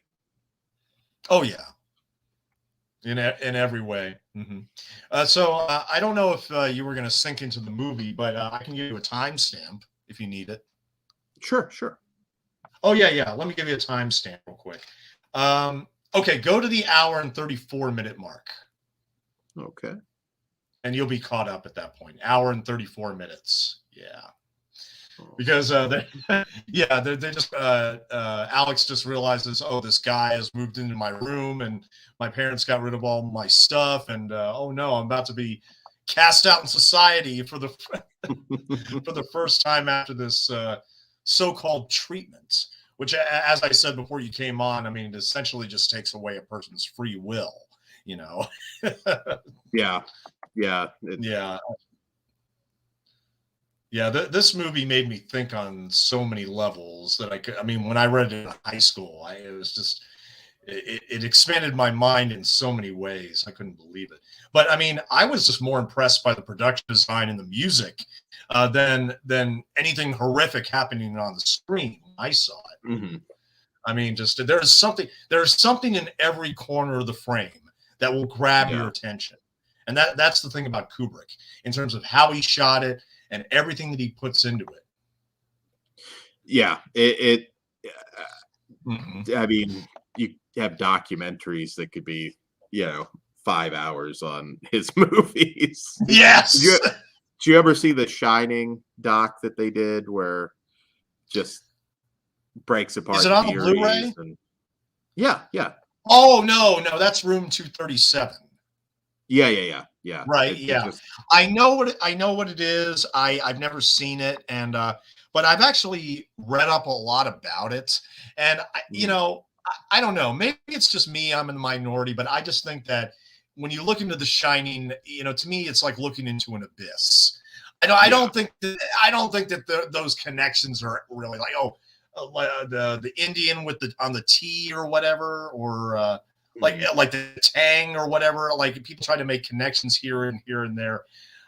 Look, I know that Kubrick put a lot of cool little Easter eggs in some ways in his films, and you can make these connections, or you can get all these other connections. I mean, look, I have no interest in Room 237 because I'm not a fan of The Shining. I respect it. It's certainly very well made, and if you want to argue it's better than the Stephen King book, that's fine too. I like the Stephen King book, believe it or not. I actually liked it a little bit better than the movie, and I even like Dr. Sleep. I wouldn't mind watching the 3-hour version of Dr. Sleep, but I mean, with The Shining, I don't. It's just, as much as I respect it, but I don't need to see it again, and that's Room 237. While I'm sure it's an interesting documentary, I don't think it's going to change my mind in terms of how I feel about the movie. It has mixed opinions for sure. Oh yeah, I don't know too many people that dislike Clockwork, though. I will say that. Yes, yeah, absolutely. But there's a lot of people that don't like 2001: A Space Odyssey, and that's my favorite Kubrick. I mean, look, because I know that a lot of what he put into that is very ambiguous. I mean, and it's like, oh, okay, aliens put this monolith on Earth, and when these apes touch it, they garner intelligence. And he tells that all visually, but yet, people they still miss it. These are the tools that they're using when they beat the other apes and everything around the watering hole. He throws it up in the air, and now these are the tools of today. I mean, everything that he had to say about society and science and technology. I mean, and in all his films. I mean, like I said, I think all his films are worth watching. No, yeah, absolutely. Like Full Metal Jacket. Yeah. No, Full Metal Jacket's wild. Very wild. The first half is better than the second half, but it's still a wild movie to watch all the way through. No, I know some people that will just watch the first half just for a laugh, some of that dialogue. And then, I mean, it certainly gets a lot more serious towards the end, but yeah. And I completely bought that as being Paris Island, South Carolina, but not a lot of people know that that entire boot camp sequence was filmed in England. Yeah. That looks like Paris Island to me. Like, they did a pretty good job. They did a damn good job on capturing that just right. But we're at the moment where his fellow droogs are now dumbass cops for the corrupt state. He runs into them. Well. This is scary stuff. I'm telling you. He's going to get quite a beating here, which, by the way, I mean, that sequence where they put his head in the water, that is so long. I remember when I first saw it, I'm like, no, he should be dead. He should be dead by now. Because didn't Malcolm McDowell actually lose consciousness for a minute after that sequence? Yeah. I wouldn't be surprised. Intense actor and a very, very intense director for sure. Oh, yes. Well, I mean, one of the things I was talking about earlier when Adrienne Corey, when she gets raped during the Singing in the Rain sequence, you know, I mean, Kubrick demanded so many takes. And Adrienne Corey, like I said, was such a trooper. You know, not only were willing to appear naked, but have this horrible rape being projected on her. And, you know, it was after like the 39th take of Malcolm McDowell hitting her that Malcolm McDowell said, look, no, I can't do this anymore. I'm done. I can't hit her anymore. I can't do it. And that's the thing. It really does, you know, raise questions about, you know, how far some of these directors should be allowed to go. I mean, look, I mean, The Exorcist is a masterpiece, but you look at what some of the things that William Friedkin did to Ellen Burstyn, totally fucked up. And that would not fly today on a movie set. It just would not fly. Kubrick or they would be or Friedkin would be canceled. I mean, they wouldn't have had the careers that they had. There's not a lot of directors left at this point like that. Pros and cons, but you know, genius. Sometimes you're also an asshole. So. Yes, exactly. Well, it's amazing because I'm wondering because we're now in a post 50 Shades of Grey period, and I'm wondering because we're about to get another Adrian Lyne film. He hasn't directed a movie for 20 years, and in January we're going to get his new movie with Ben Affleck, and this looks really, really dark, erotic, and disturbing. It's based on a Patricia Highsmith book from the 50s, but yeah, I mean, it really looks like he hasn't toned down his penchant for eroticism on screen. Remember, this is the guy that made 9.5 Weeks and Flashdance and Unfaithful and Jacob's Ladder. I still think is his best movie, but you know, Lolita. I got to do an Adrian Lyne ranking next month when the movie comes out. Go ahead. I'm sorry. Oh, I was going to say Lolita too. The '97 versions. Talking Kubrick too. Oh my God, that's right. Yeah, he and Stanley Kubrick both directed versions of Lolita. But you know, the interesting thing is that the 97 version directed by Adrian Lyne, it was produced for like 62 million. It didn't even make 1 million. Yeah. That is a massive loss. You know, that's Heaven's Gate type loss right there. Oh my God. But then again, other people argue, well, it's more faithful to the book. So there you go. Oh, can I say just real quick? Some people question why there's just a sign out in front that's lit up that says home. I can understand people thinking, well, what is that supposed to signify? Well, it just signifies that there's a home there. You might have to dig in a little bit, but there's a home in there if you walk on in. Yeah. And like I said, these were all actual locations, many of them very close to Stanley Kubrick's house. Because he filmed this on such a low budget. After 2001, it didn't really have the impact that it should have had initially because it was re-released the same year as Clockwork Orange and it actually started making a profit at that point. But he wanted to prove that he can make a movie on the low budget so that studios wouldn't be nervous about rehiring him. But by that time, he also had a healthy relationship with Warner Brothers. So... But yeah, this movie, you know, it was made for very little money, but it made over 100 million. Yeah, it's a huge and then of course it got banned. Yeah. Mm-hmm. Yeah, I'm here. Yeah. Now I gotta do this real quick because Does anybody know who the actor is playing the bodybuilder here? Dan, I you should do. know who it is. Yes.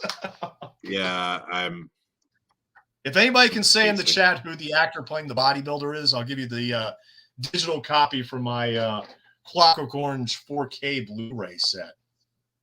Nice. Did you pick this up, Dan? Or I have it actually coming. I recently ordered it, ironically enough. Good. Yeah. Yeah, Jinx is right. That's Darth Vader. Oh, yes. Yeah. You know, I knew, but I couldn't come up with the name. I even met him. It's crazy enough, but Really? yeah, I got to meet him before he passed. I have a Horror of Frankenstein 8x10 signed by him. Yeah, he just died. I need to get his name up here because I always David tend to forget Prowse. his Yeah. name. David Prowse. That's right. Yes. Yeah, I know it. I'm a fan. I couldn't think of the name. He passed away on November 28th, 2020. So he just died last year. Yeah. And, he was in rough shape for a while. So yeah. Yeah, but he was an English bodybuilder. He was a weightlifter, and he very famously trained Christopher Reeve for Superman. Yeah. Yeah. But he was also in Star Wars, of course, as Darth Vader. But yeah. Mm-hmm. Yeah, he had a big falling out with George Lucas, I know, for a lot of different reasons. And wasn't that like in the recent past 5 years where he just got banned from all Lucasfilm stuff? There was heat going back for him, like spoiling the movie in some circles, like telling some people. Oh, yeah. So it goes way back. I'm not a Star Wars expert by any means, but I remember something about leaking information about the movie, and then yeah, I think he was actually banned from the convention. I mean, he's done conventions, but as far as like Star Wars conventions, I know for a while it's like they would not have him there. Yeah. Mm-hmm.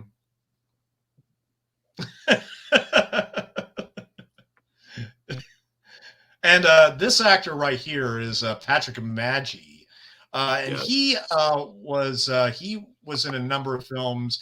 He's most famous for creating the character of the Marquis de Sade in the play and film versions of Marat Sade. But he was also, I mean, his last film was in 1981. He made some horror films, but he was also in the Best Picture winner that year, Chariots of Fire.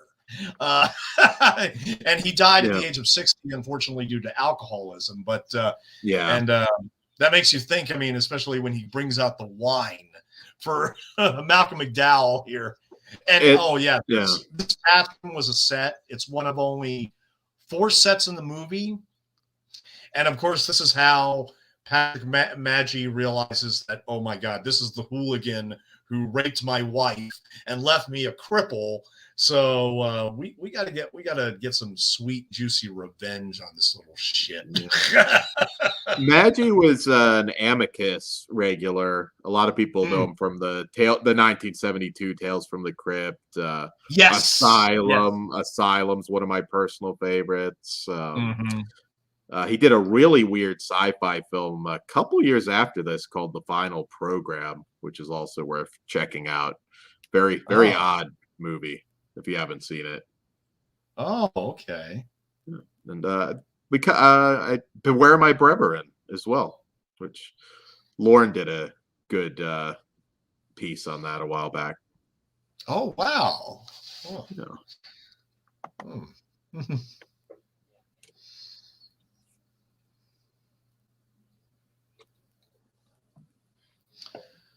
Now, I was talking earlier about how this movie is kind of set in the near future, but you look at this scene, like this particular scene, aside from the phone, this could be anybody's room now.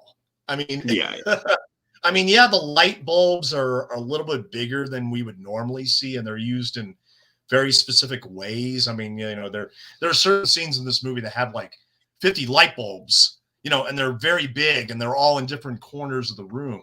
It gives it a little bit more of that slightly futuristic bent, I guess they were going for. But I think that's almost irrelevant. I mean, the fact is that, that this, you could look at this film as today. Yeah, absolutely. I mean, Kubrick, I think, predicted a lot. No, he did. He did. Yeah. It'd probably be awful, but I'd almost be curious to see what a remake would look like. I can't imagine. Any filmmaker taking this on as a remake. I just can't. You never know. Has none of Kubrick films have been remade, right?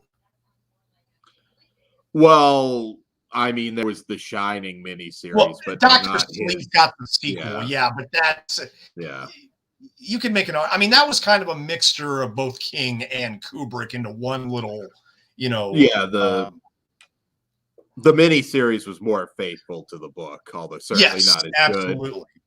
Good. But not as Full good Metal as Jacket, like Spartacus hasn't been touched, Dr. Strangelove hasn't been touched. Now, 2001, there was a sequel to 2001 called 2010. The year we made contact, which I haven't seen in like 30 years, maybe. I know Peter Hyams directed it with like Roy Scheider, and I think it didn't do well because it offered an explanation and nobody cared. People didn't want an explanation in 2001. I mean, it's not an awful movie, but I mean, it's not 2001. Helen Mirren's in it. Yes, that's right. Not one I've revisited in a long time, but yeah. Mm-hmm. It's not a bad film. Just Now, not I love the sequel. I love this scene. It's look, even though the circumstances are horrible, what happened to his wife and everything, and that he's like about to pounce on him, essentially. But every time he screams, "Food, all right." Try the wine. I can't help it. And David Prowse, the future Darth Vader, he's just sitting and staring at the guy. It's just staring at him, constantly questioning him and judging him and everything. That's how I was when I first saw this movie, just staring at Alex like, the fuck is up with this guy? I love that face that David Prowse has. It's awesome. Dude. He was a big dude. Oh, he was huge. If you look at him, not the most well-regarded of the Hammer Frankensteins, but he didn't need much makeup. He was pretty intimidating. That's what I'm saying. Patrick Maggi and David Prowse, they did a lot of horror films, didn't they? Oh yeah, both. Yeah, absolutely. I think anytime people talk about Clockwork Orange, they tend to talk Malcolm McDowell, and again, it's a fantastic performance, but of course, he was backed up by a lot of amazing actors.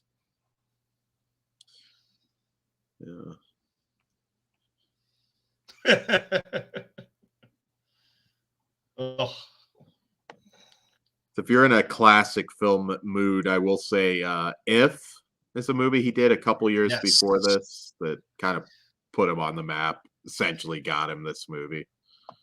Yeah, I'm a massive Mick Travis fan, and earlier I was talking about If, and Lucky Man is my personal favorite, but of course, Britannia Hospital with the body horror at the end, where Malcolm McDowell is basically a Frankenstein experiment at that point. Mm-hmm. Oh, it's all great stuff. In fact, Lucky Man is Malcolm McDowell's personal favorite movie of all the ones he did, was because he co-wrote it and based it on his own experiences of being a coffee salesman in London, and of course being a capitalist satire inspired by Voltaire's Candide.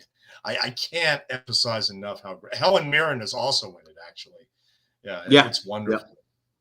Mm-hmm. Yeah, their paths crossed again on Caligula. Yes. It's interesting going down his filmography. I mean, there's a lot of crap. Certainly, Malcolm McDowell did a ton of movies. Oh, Milk Money. If you dig though, there's some little gems there that nobody's heard of. Yeah. did a serial killer movie called Evelenko, where he was really good in that. Plays a cannibal. Oh. Gangster Number One is another one. It's pretty good. Mm. Yeah, there's a lot of films that he did that he's even talked about it before, like nobody has heard of. But every I don't know, every 4 or 5 years he'll get something really meaty that he can that's worth seeking out. He's 78 years old now, and He is, God, yeah, he was in Tank Girl. He was in Mr. Magoo with Leslie Nielsen. You remember that one? Yeah, wow. He's done some bad ones, but I mean, luckily the good kind of outweighs the bad. And of course, Rob Zombie's Halloween. I know everybody has different interpretations on that and how they kind of trash the Loomis character, but I still like watching him. You know? Yeah, no, he's great. I mean, it's hard to step into Donald Pleasant's shoes, but oh, absolutely, yeah, of course.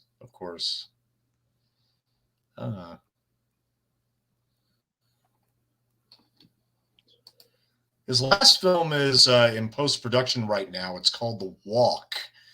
Set in 1974 Boston, the film centers on police officer Bill Coughlin, who is tasked to protect a couple of black students as they are bused into an all-white high school. Oh, wow. Terrence Howard, Jeremy Piven, and Malcolm McDowell is in that. Oh, man. Yeah, he's a couple gangster films that he did. I'll Sleep When I'm Dead is another one that he's really nasty villain in that one. Gangster Number One I mentioned. He's like I said, he's great. He does his fair share of B movies now, but yeah, he's always worth the watch. Look at that big plate of spaghetti. Look at that huge plate of spaghetti gets me every time. And Patrick Maggi just stares at him with just so much rage, waiting to come out. It's unbelievable. Of course, I thought when I first saw this, I thought he recognized his voice when he first came in, and just wasn't entirely sure it was the same guy, until he heard Singing in the Rain, of course. Which, by the way, I did say earlier that apparently at the Oscar ceremony, because A Clockwork Orange was nominated for Best Picture and Best Director, legend says that Gene Kelly and Malcolm McDowell did not say one word to each other.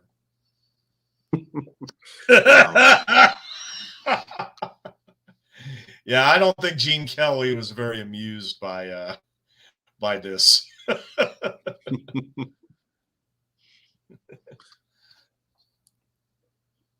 Yeah, he also did Generations, so he's got the Star Trek Generations. Yeah, It's always popular at conventions because he's done, he's been a part of a lot of different fandoms.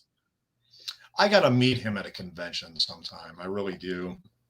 He does a lot, so he's not a difficult one to run into. It's funny. He also just narrates it, but I mean, it's just a voice. But he was the New Outer Limits from the late '90s. He did an episode called The Human Operators, where he's the voice of the ship. Nice little bit of science fiction there, if you can track those down. He was good in that. And a lot of people forget that he was Mr. Rourke in the Fantasy Island reboot as well. Oh my god! No. He wasn't bad. I mean, it wasn't. Great, I never saw the old Fantasy Island with Ricardo Montalban and Herb Villachez. Unfortunately, I probably mangled his name, but Hervé Villachez, I believe. Yeah, something like that. Yeah. I didn't bother with the version either. They came out just like a year or two ago. Oh, that's garbage. Don't bother. But, Hervé Villachez, Peter Dinklage played him in an HBO film. It's kind of like right at the tail end of playing Hervé right at the tail end of his life. It's pretty good. Pretty good little movie if you're a fan of that show. Just to give everybody a time stamp to everybody real quick, we're just under an hour and 59 minutes. So we have approximately 18 minutes left to go. So we're getting into the final third act here, where Alex is in a tremendous amount of pain listening to the Ludwig van Beethoven's Ninth Symphony. Yep. And the scene that, I mean, it's coming up here in a minute, where he's in the hospital and he meets with the psychologist, is so laugh out loud funny. I can't control myself during that scene. It's too much. Yeah, Patrick Maggi is delighting in torturing him with Beethoven here. And, Kubrick, he slowly pans the camera back. And I love the pose of David Prowse here on the right.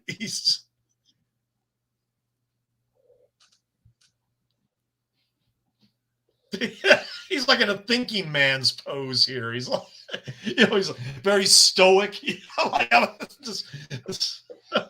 awesome.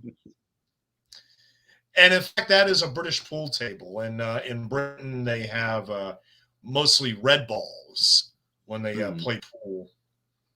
I was stationed in England for 3 years, and I actually had a lot of fun playing British pool. Yeah. Yeah, it's always pretty competitive in those pubs. And so what does he decide to do right here? Just end it off. Screw the treatment, screw society. I'm done. I am so done. And he just jumps out a window. But does he die? No, unfortunately not. I think every time I showed this to somebody in the military, after he jumps here and then it shows him in the hospital bed, they're all like, oh no, he's still alive after all that. It's like, oh no.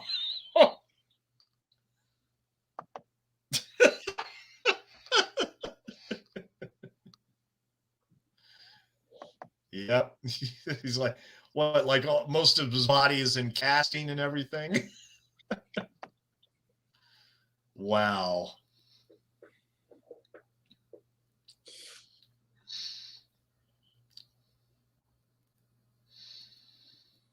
Yeah, Michael McDowell in this movie was definitely fearless.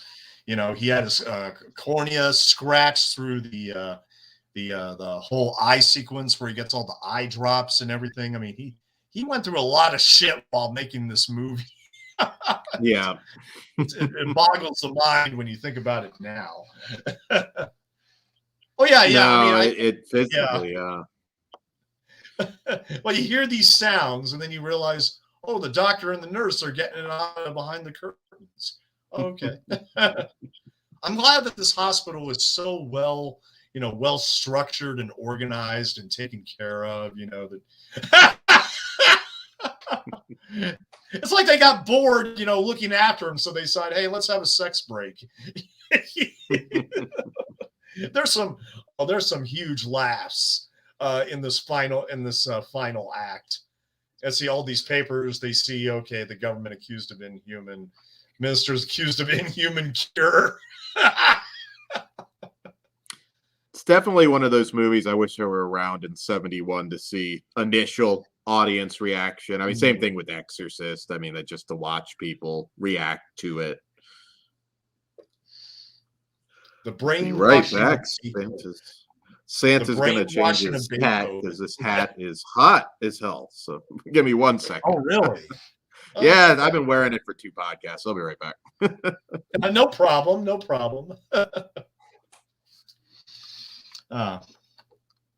Anybody out in the chat?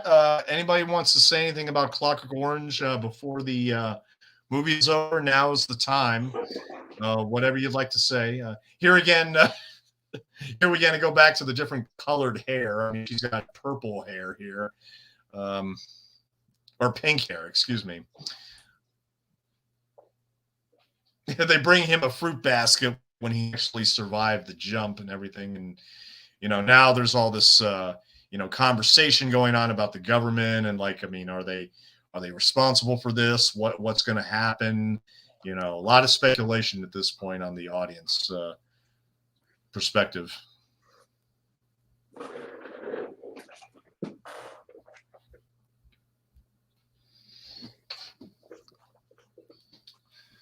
Trying to look at what exactly that was in the basket. This is Eat Me. I mean, I thought they were Eat Me cookies or something. Now, see, okay, this woman, this psychologist comes in with purple hair. I love this, and basically we're gonna put Alex through this psychological test where he looks at like two people on a slide. One of them says something specific, and you have to fill in the other slide as to what the other person is going to say. And it's of course a test to see how his mind is working. But basically, but I had these really weird dreams. This is too funny. Hey, Dan, do you remember that show from the 70s called Are You Being Served? The British sitcom? I've heard of it, yeah. You've heard of it? Well, yeah. There's a character on there who has a different, her hair is a different color in every single episode. So when I saw that as a teenager and then I saw this, I seriously thought that was a British thing. That there are just women walking around with purple hair, pink hair, green hair, every color on the spectrum. I actually thought that was a British thing.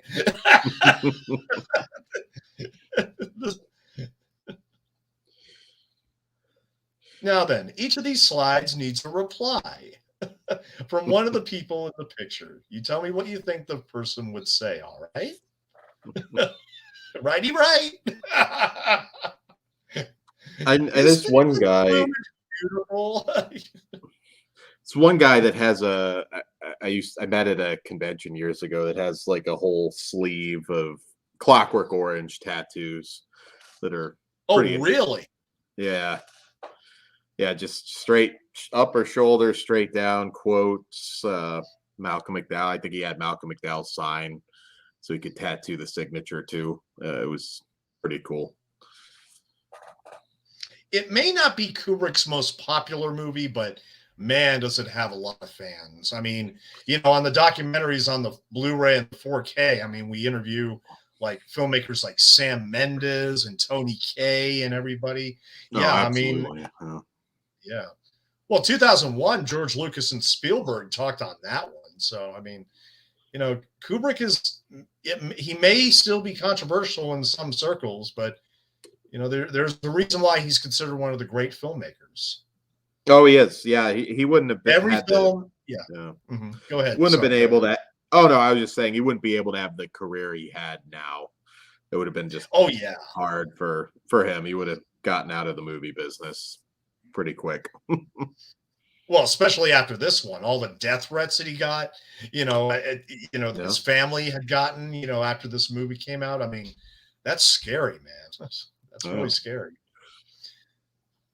And that's the thing. He wasn't being exploitative with the violence. He was just exploring what the violence, how the actions and the reactions of the characters were going on in the story. And he explored that a little bit without getting graphic. We never see the actual rape, but the fact that we don't see it and knows what happens to these victims is still horrific when it conjures up in your mind. So, absolutely. Yeah.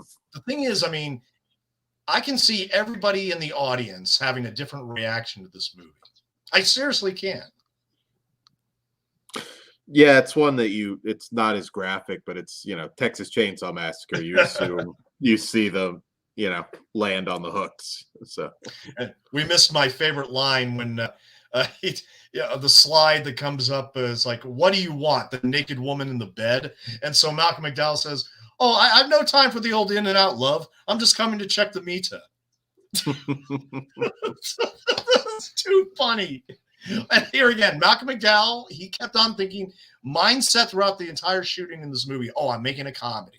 I'm making a black comedy, the blackest of black comedies. And I'm sure there were a lot of people that didn't appreciate Malcolm McDowell's food chewing in this sequence, even though, yes, it's very loud and it's very annoying. But then again, I mean, I can completely understand why, because of the amount of damage that his body has gotten. It's just acting. It can be annoying, but it's just acting.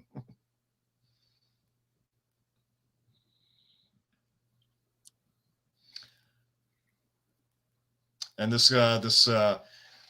government guy who of course put him through all this treatment and all this this horrible abuse. He's like, you know what, play along, we can make sure that everything is all right if you just say the right things and do the right things, but we did you a favor and we just put this guy away so he won't harm you anymore. Yeah, okay. That's very cryptic. He's only saying certain things. It's a really good ending too. Oh my God. Oh yes. Yeah. And of course we end, the end credits are over the different colored slides or whatever, and we have Gene Kelly's "Singing in the Rain" as a perfect ending. I should talk about, as we enter the last 10 minutes here, is, like I said, the ending of the book.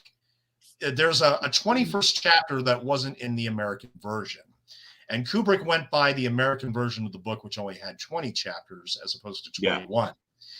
This is the ending of the American version of the book, not the British version. And in the 21st chapter, a lot of people have read that as being that Alex actually is reformed to a certain extent, when in reality, he just got tired of killing. He tired of the kick that he ever had when it came to murder. And now he's just blended into society. And you can make an argument that ending is even bleaker, because it showcases that, people that we talk to every day, who knows what they did when they were young. And this society is essentially one that's almost run by youth gangs and a totalitarian government. I mean, the thing is that at the end of when you read the British version of A Clockwork Orange, it's very scary how, this is just reality, that they have committed all these atrocities in the past and they just don't do it because they don't get a thrill from it anymore. They don't find it productive. It's not the same thing as remorse. You see what I'm saying? So no, they just burn it out. Even though a lot of people think that last chapter is sort of redemptive when it comes to Alex's character, I would make the argument that it's a lot darker than that. Now, I don't know what the exact reason why Kubrick decided to not shoot it, and I'm pretty sure he was more than aware of the chapter in the British version. Yeah, it's the irony that this is a British director who adapted the American version of the book. Yeah. There's just a great irony there. But how did you interpret this ending? Well, I mean, politicians and their hypocrisy, for sure. Oh yes. Long as it benefits them. As long as it benefits the state, hey. So I don't know. I don't know if the other ending would have come off as well. I mean, that's one argument, I guess, for somebody tackling the story again, because it is very different. It's just going to be hard to match the quality. I mean, Stanley Kubrick is just amazing. You think somebody like Guillermo del Toro would take this on and try to Nightmare Alley it by fixing the ending? I could see that. I don't know if he would be the one that would do it, but I mean, Del Toro, though, I mean, he didn't end up taking that Universal Monsters gig because I think he figured the same thing. Like, I just don't know if I can make it, what the original films were. Although I know he regretted not doing that later when we really got to see what the Dark Universe And looked here's like. the final shot. Here's the final shot with all the elites clapping at Alex as he's been cured. Yeah, wink, wink, nudge, nudge. Yeah, he was really cured, wasn't he? Yeah. And we close out, produced and directed by Stanley Kubrick. Oh my God. A Clockwork Orange, which premiered in New York City on 1971, based on the novel by Anthony Burgess and starring Alex, played by Malcolm McDowell, and a legendary performance at this point. This is definitely one of the best films of '71, and I would say one of the best of the decade. Oh yeah, there's it's a nothing good else year like too. it. There's nothing else No. like this movie. There No, really you isn't. can't rip it off. I mean, it's just uniquely Kubrick, and I mean, there's films with similar themes, but yeah, like I said, it is just hard to match it. I wouldn't mind. I mean, if a great filmmaker decided to do their take on it, but I think no matter what you did, it's gonna feel like a completely different movie, anyways. So I don't know. I Oh, guess absolutely. maybe I'm talking myself into it. I'd be okay if it's the right filmmaker to tackle the same thing, and like you said, do the different ending, and yeah.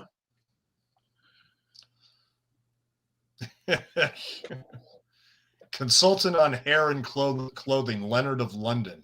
So I wonder if Leonard was responsible for saying, okay, we're going to give this actress purple hair. We're going to give this actress pink hair. We're green hair, like every color on the spectrum.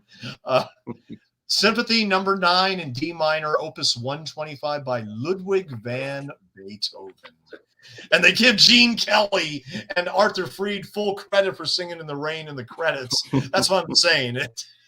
People weren't happy with the use of that song. No, Yeah. they weren't at all. They weren't at all. And I completely understand. But John Barry, the great production designer, I mean, that's what I'm saying. This is pretty much everything about this movie is amazing. Seen it in 1971 in New York City, though. Can you imagine? Can you just seriously imagine what that was like? No, And hell of remember, a time. I mean, and remember, this is from Warner Brothers, who also released The Devils back in July. It's like, yeah, no, that it's what a time. I mean, 42nd Street just coming into its own, and oh yeah, oh yeah. But yeah, I would love to be able to see it with. I have seen it on the big screen, but just to see it with that original audience would have been amazing. Oh, would have been. Well, anyway, that's Stanley Kubrick's A Clockwork Orange, and I want to thank everybody for coming out here and supporting the channel and watching the movie with me and enjoying it. And thank you, Dan, for showing up halfway through. That's awesome. I mean, Absolutely. always with some certain movies, I run out of things to say. I'm usually pretty good for like 2/3 of the way. Then I need another person to bring in just to get another opinion. But just to let everybody, I appreciate it. Go ahead, Dan. Sorry. Oh no, I was saying like, yeah, there's not a lot of movies as meaty as Clockwork Orange, so. Mm-hmm. But I just have one announcement before I end the stream real quick. My next audio commentary, which is already scheduled and everything, is going to be tomorrow night at 9 p.m. Dan, of course, you are invited if you want to talk about Hal Ashby's Harold and Maude. And this is a brand new Blu-ray, which just came out earlier in the month. And it has an audio commentary by Cameron Crowe and screenwriter Larry Karaszewski. Nice. Wonderful. And it's great seeing this movie on Blu-ray again because the Criterion version is out of print. But that will be tomorrow at 9 p.m. Hal Ashby's Harold and Maude. And I'm very much looking forward to that because that is my third favorite movie of all time behind Best Years of Our Lives and Beyond the Valley of the Dolls. So nice. Definitely looking forward to that. So at any rate, I will wish everybody good night and peace out, everybody. Have a good night. Yeah. See you guys. Yes, thank you. Thank you very much.